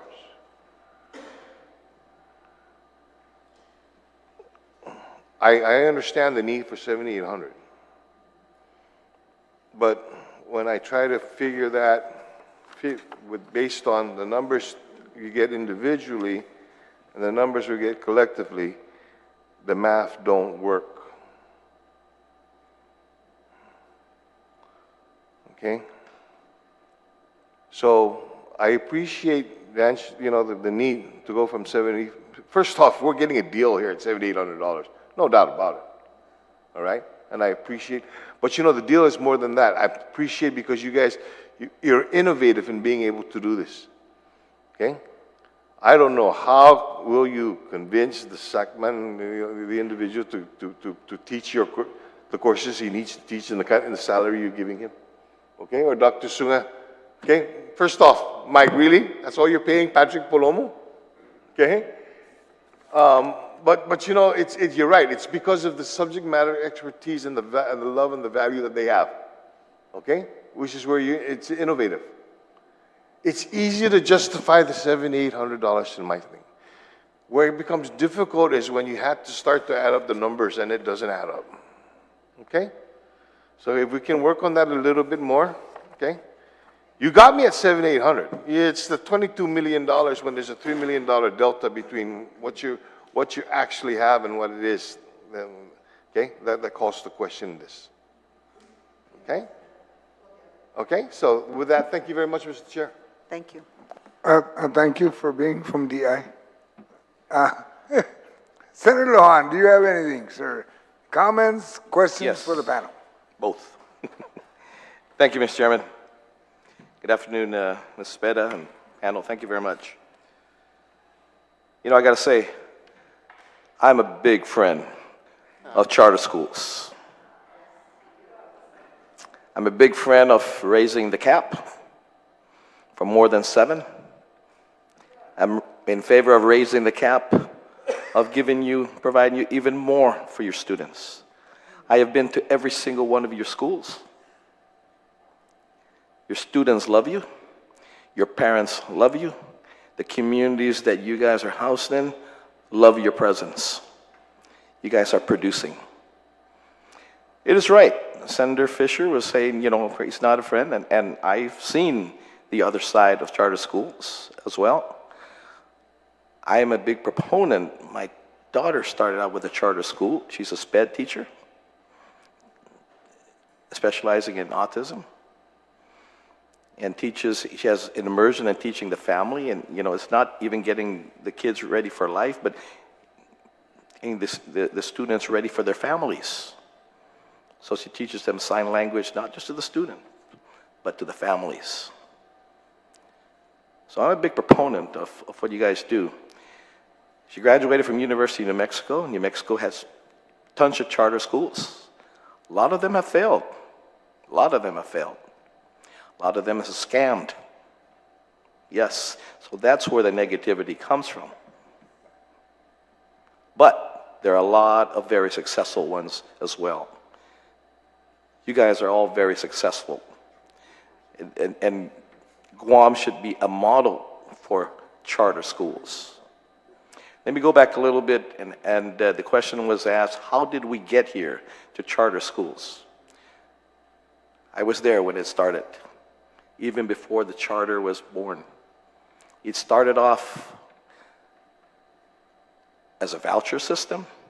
We introduced the voucher system, the voucher bill, through Senator Casper Bauer, myself and others at the time.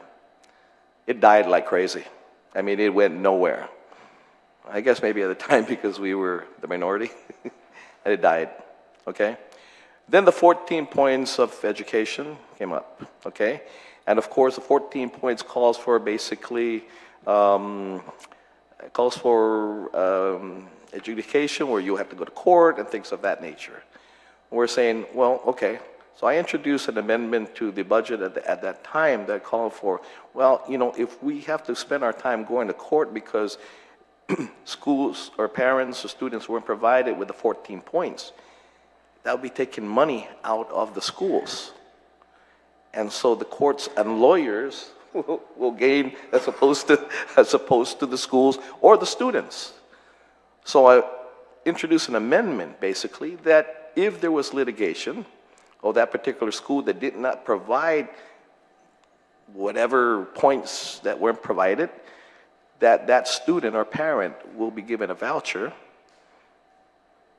to go to a school of their choice until that school has rectified and complied with the 14 points. Well, unfortunately, at that time, there weren't too many, there weren't charter schools.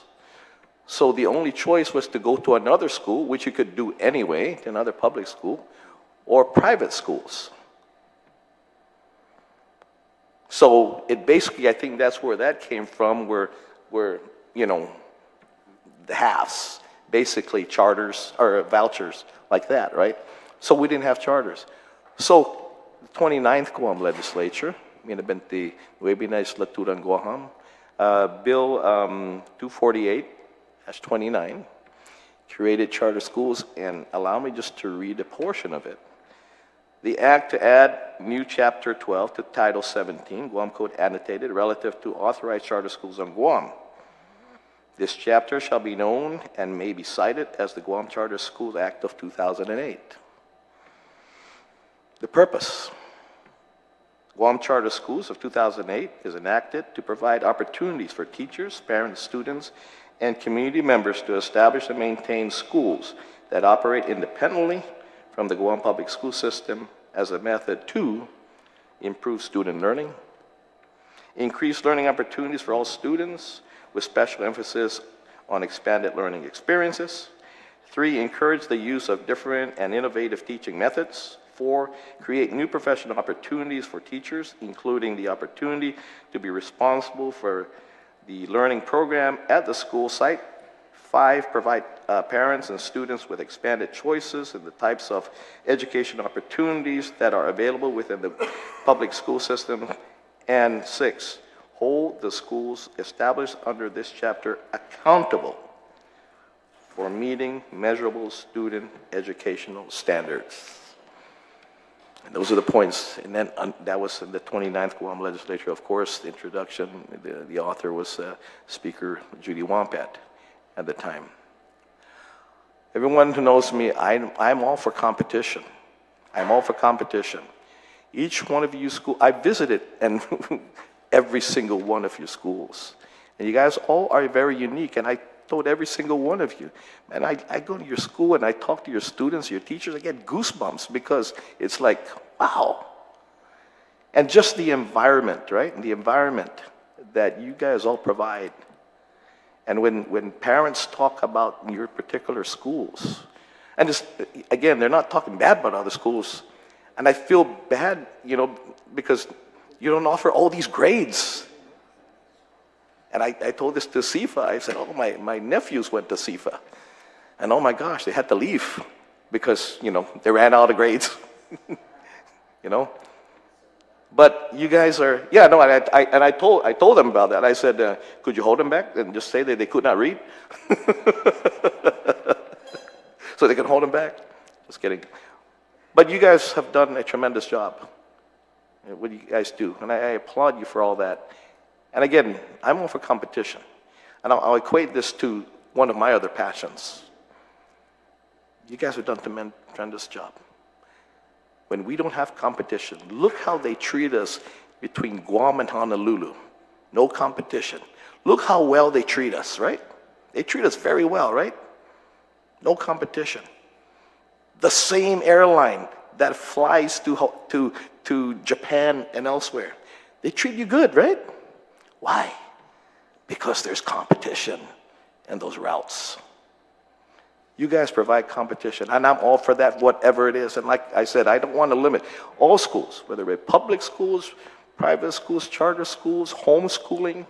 Homeschooling is really flourishing as well. Really flourishing.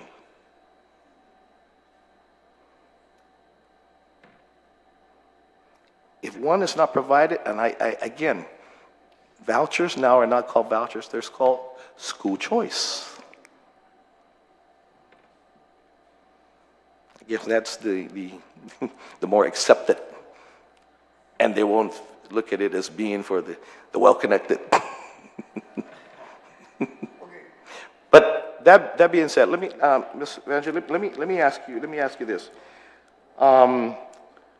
Because I've spoken to other schools or charters that may be coming on. I've spoken to, of course, business and technology, the folks that are opening that school, and also the Harao Academy, that school, okay?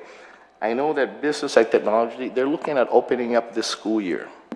How, are we getting close to I mean, I know they're ready to open up. Are they ready to be chartered to open up?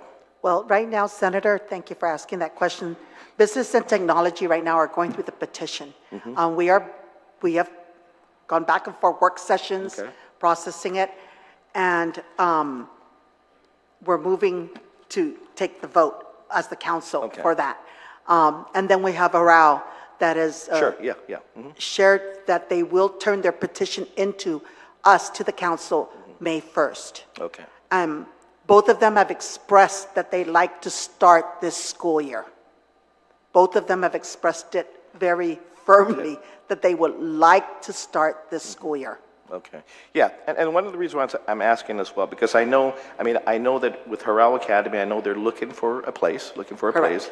And I've spoken to Anne Marie as well. That's I said, hey, DOE is looking at possibly combining schools and probably closing one, or whatever, that hasn't been decided, but if that should happen, this is something maybe they can look at, and maybe going into that particular school. Likewise, business and technology, I know they're negotiating with a facility right now, Correct. a building, and they're very close. They're very close to I guess a contract. Correct. But they won't be able to do that until, I guess, they're given the charter. Correct, but Senator, here's the thing. I've explained to Business and Technology that in order for the council to approve it, we need something, because we don't want to say, okay, the council approves it, and then it doesn't happen. I mean, what happens then? So we have to come in very prepared. I know it's really tough to do that, but I'm again thinking the government, the legislature, I'm thinking of all concerns. All the charter schools, before they became a charter school, they've already had a place that was signed, and so if and when the council approved them, and it was approved by the council, we go before the legislature, that there's money that is given to this new charter school. There's a place also in place for the school, not after the fact. And I don't want to come back before this body and say, okay, we signed, and guess what? We didn't prepare. So this is where it's very critical in that.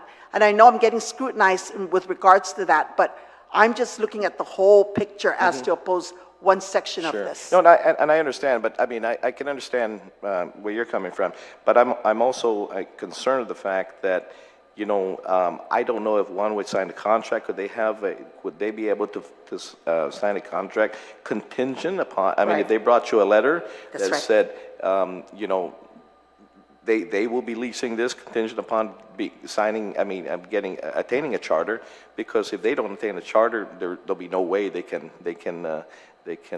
rent a school or rent a facility for that. Would that suffice? Yes, and I did explain this to the team, to the business and technology team.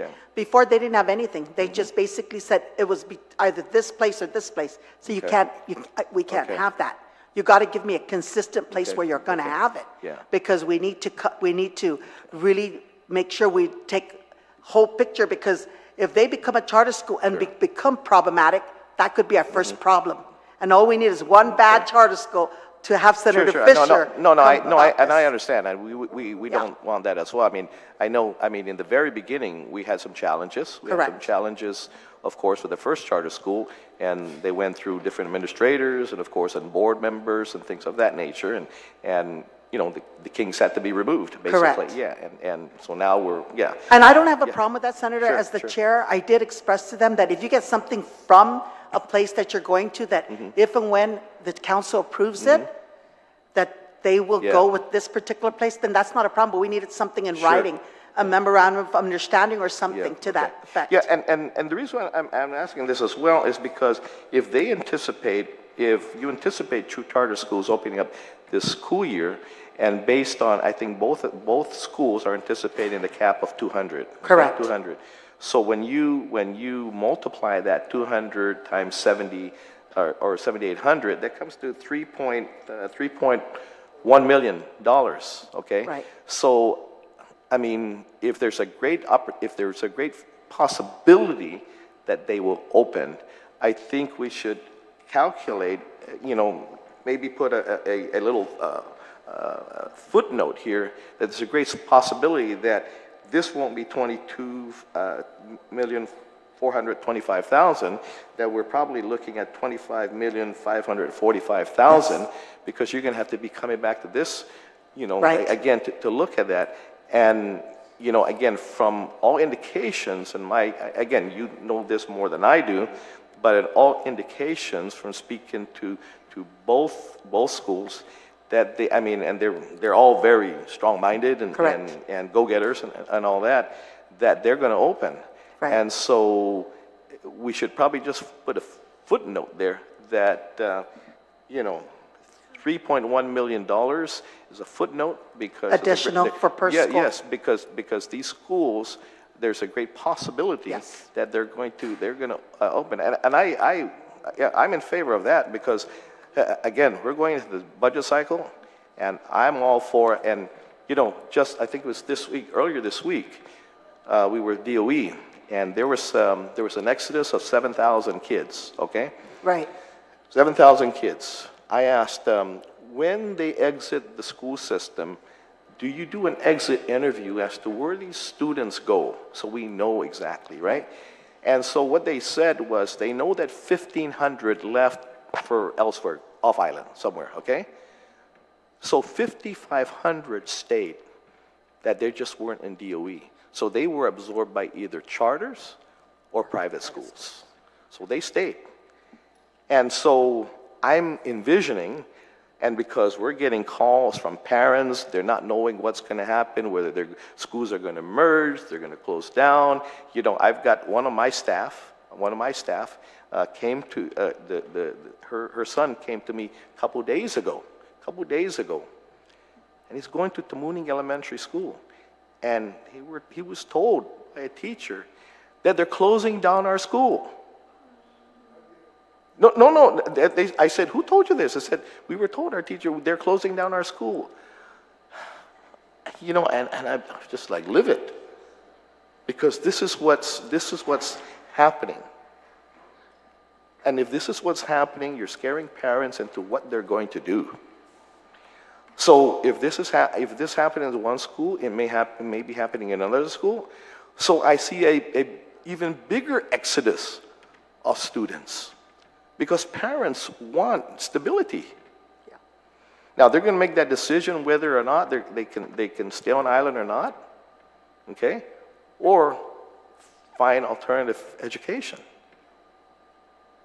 And so I can see again as they discuss what school is going to merge or whatever like that. I can see until that again works itself out. Your caps are probably going to go up even more. But that's reality. It is reality. That's reality. It is. When you're shaken, you want to go to somewhere that's more stable. Right. And I can see your enrollment going up even more. If you're not already getting increase, they're going to go up even more. Well, thank you, Senator. With that note, I'm going to put it out for the senators. Yes, the two schools may be approved by the council, and just to give preparation for August, because I asked both of them, I asked one of them, can you wait until next school year? Ma'am, if I could, no. Well, no, we're sticking with this year. So I'm letting you know both have expressed that they'd like to open come August. And I think not only because these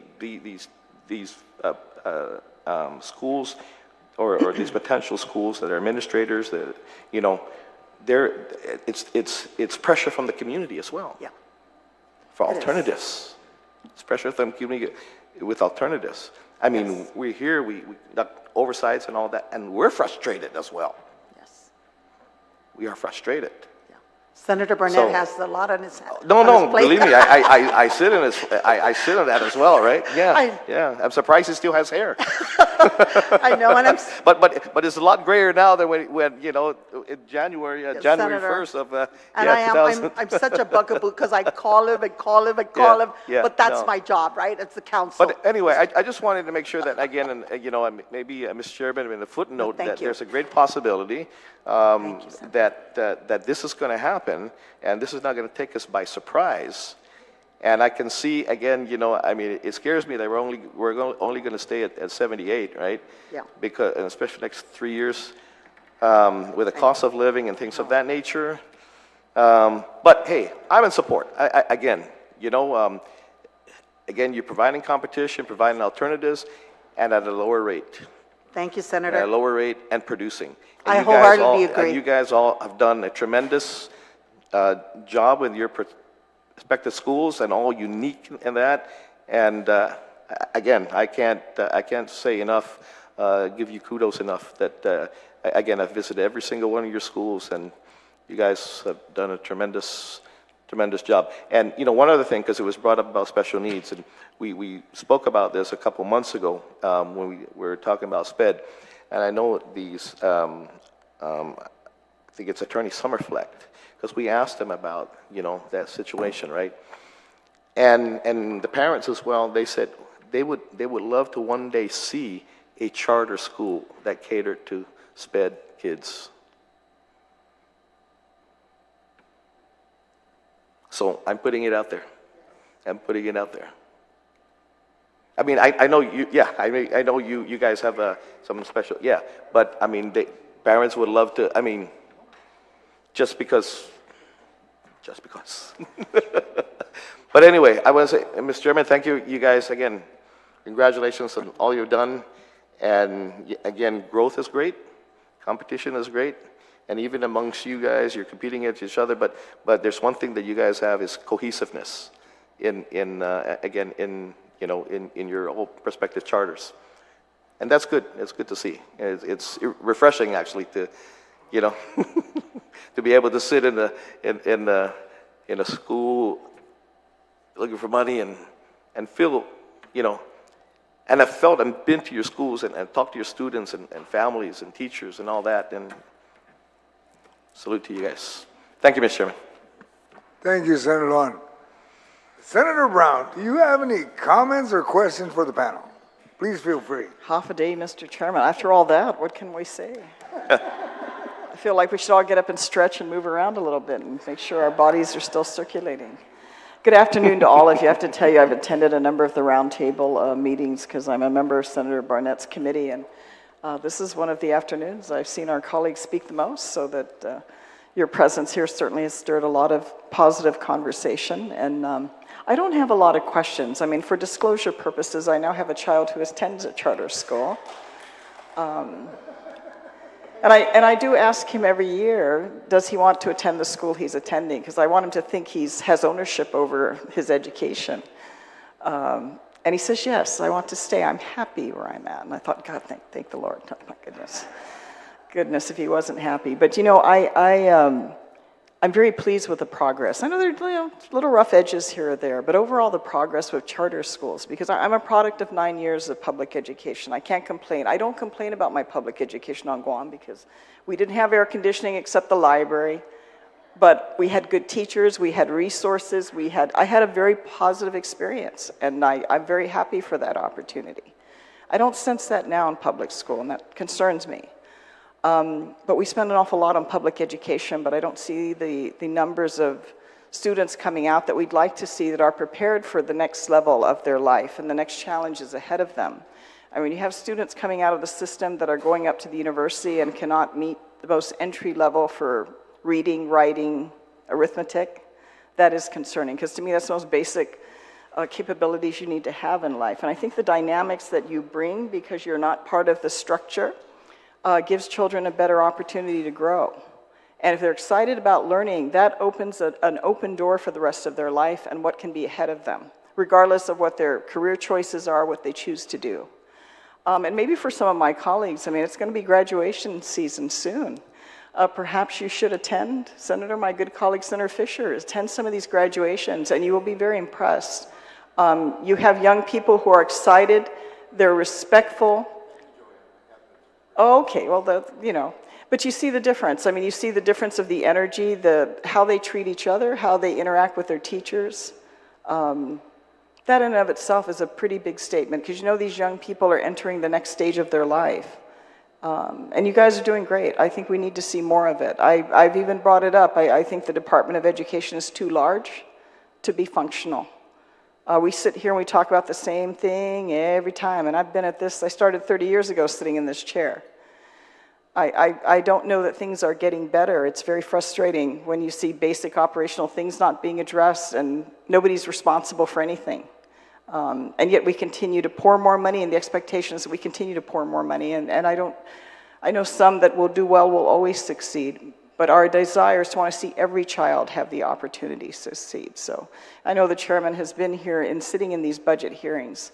And maybe that's what we need to do, because I don't see the existing system moving fast enough when it needs to and reacting when it needs to. You guys have had the flexibility to do that. To go on some of your campuses are very impressive, especially the newer ones. It would make me want to go to school again. And so I'm pleased with the progress of my child's education. I spent an extra hour in the morning getting up earlier and driving a whole extra hour, which is only 10 minutes from my house to this building. But I do it because I know that my child's going to get a good education, is getting a good education.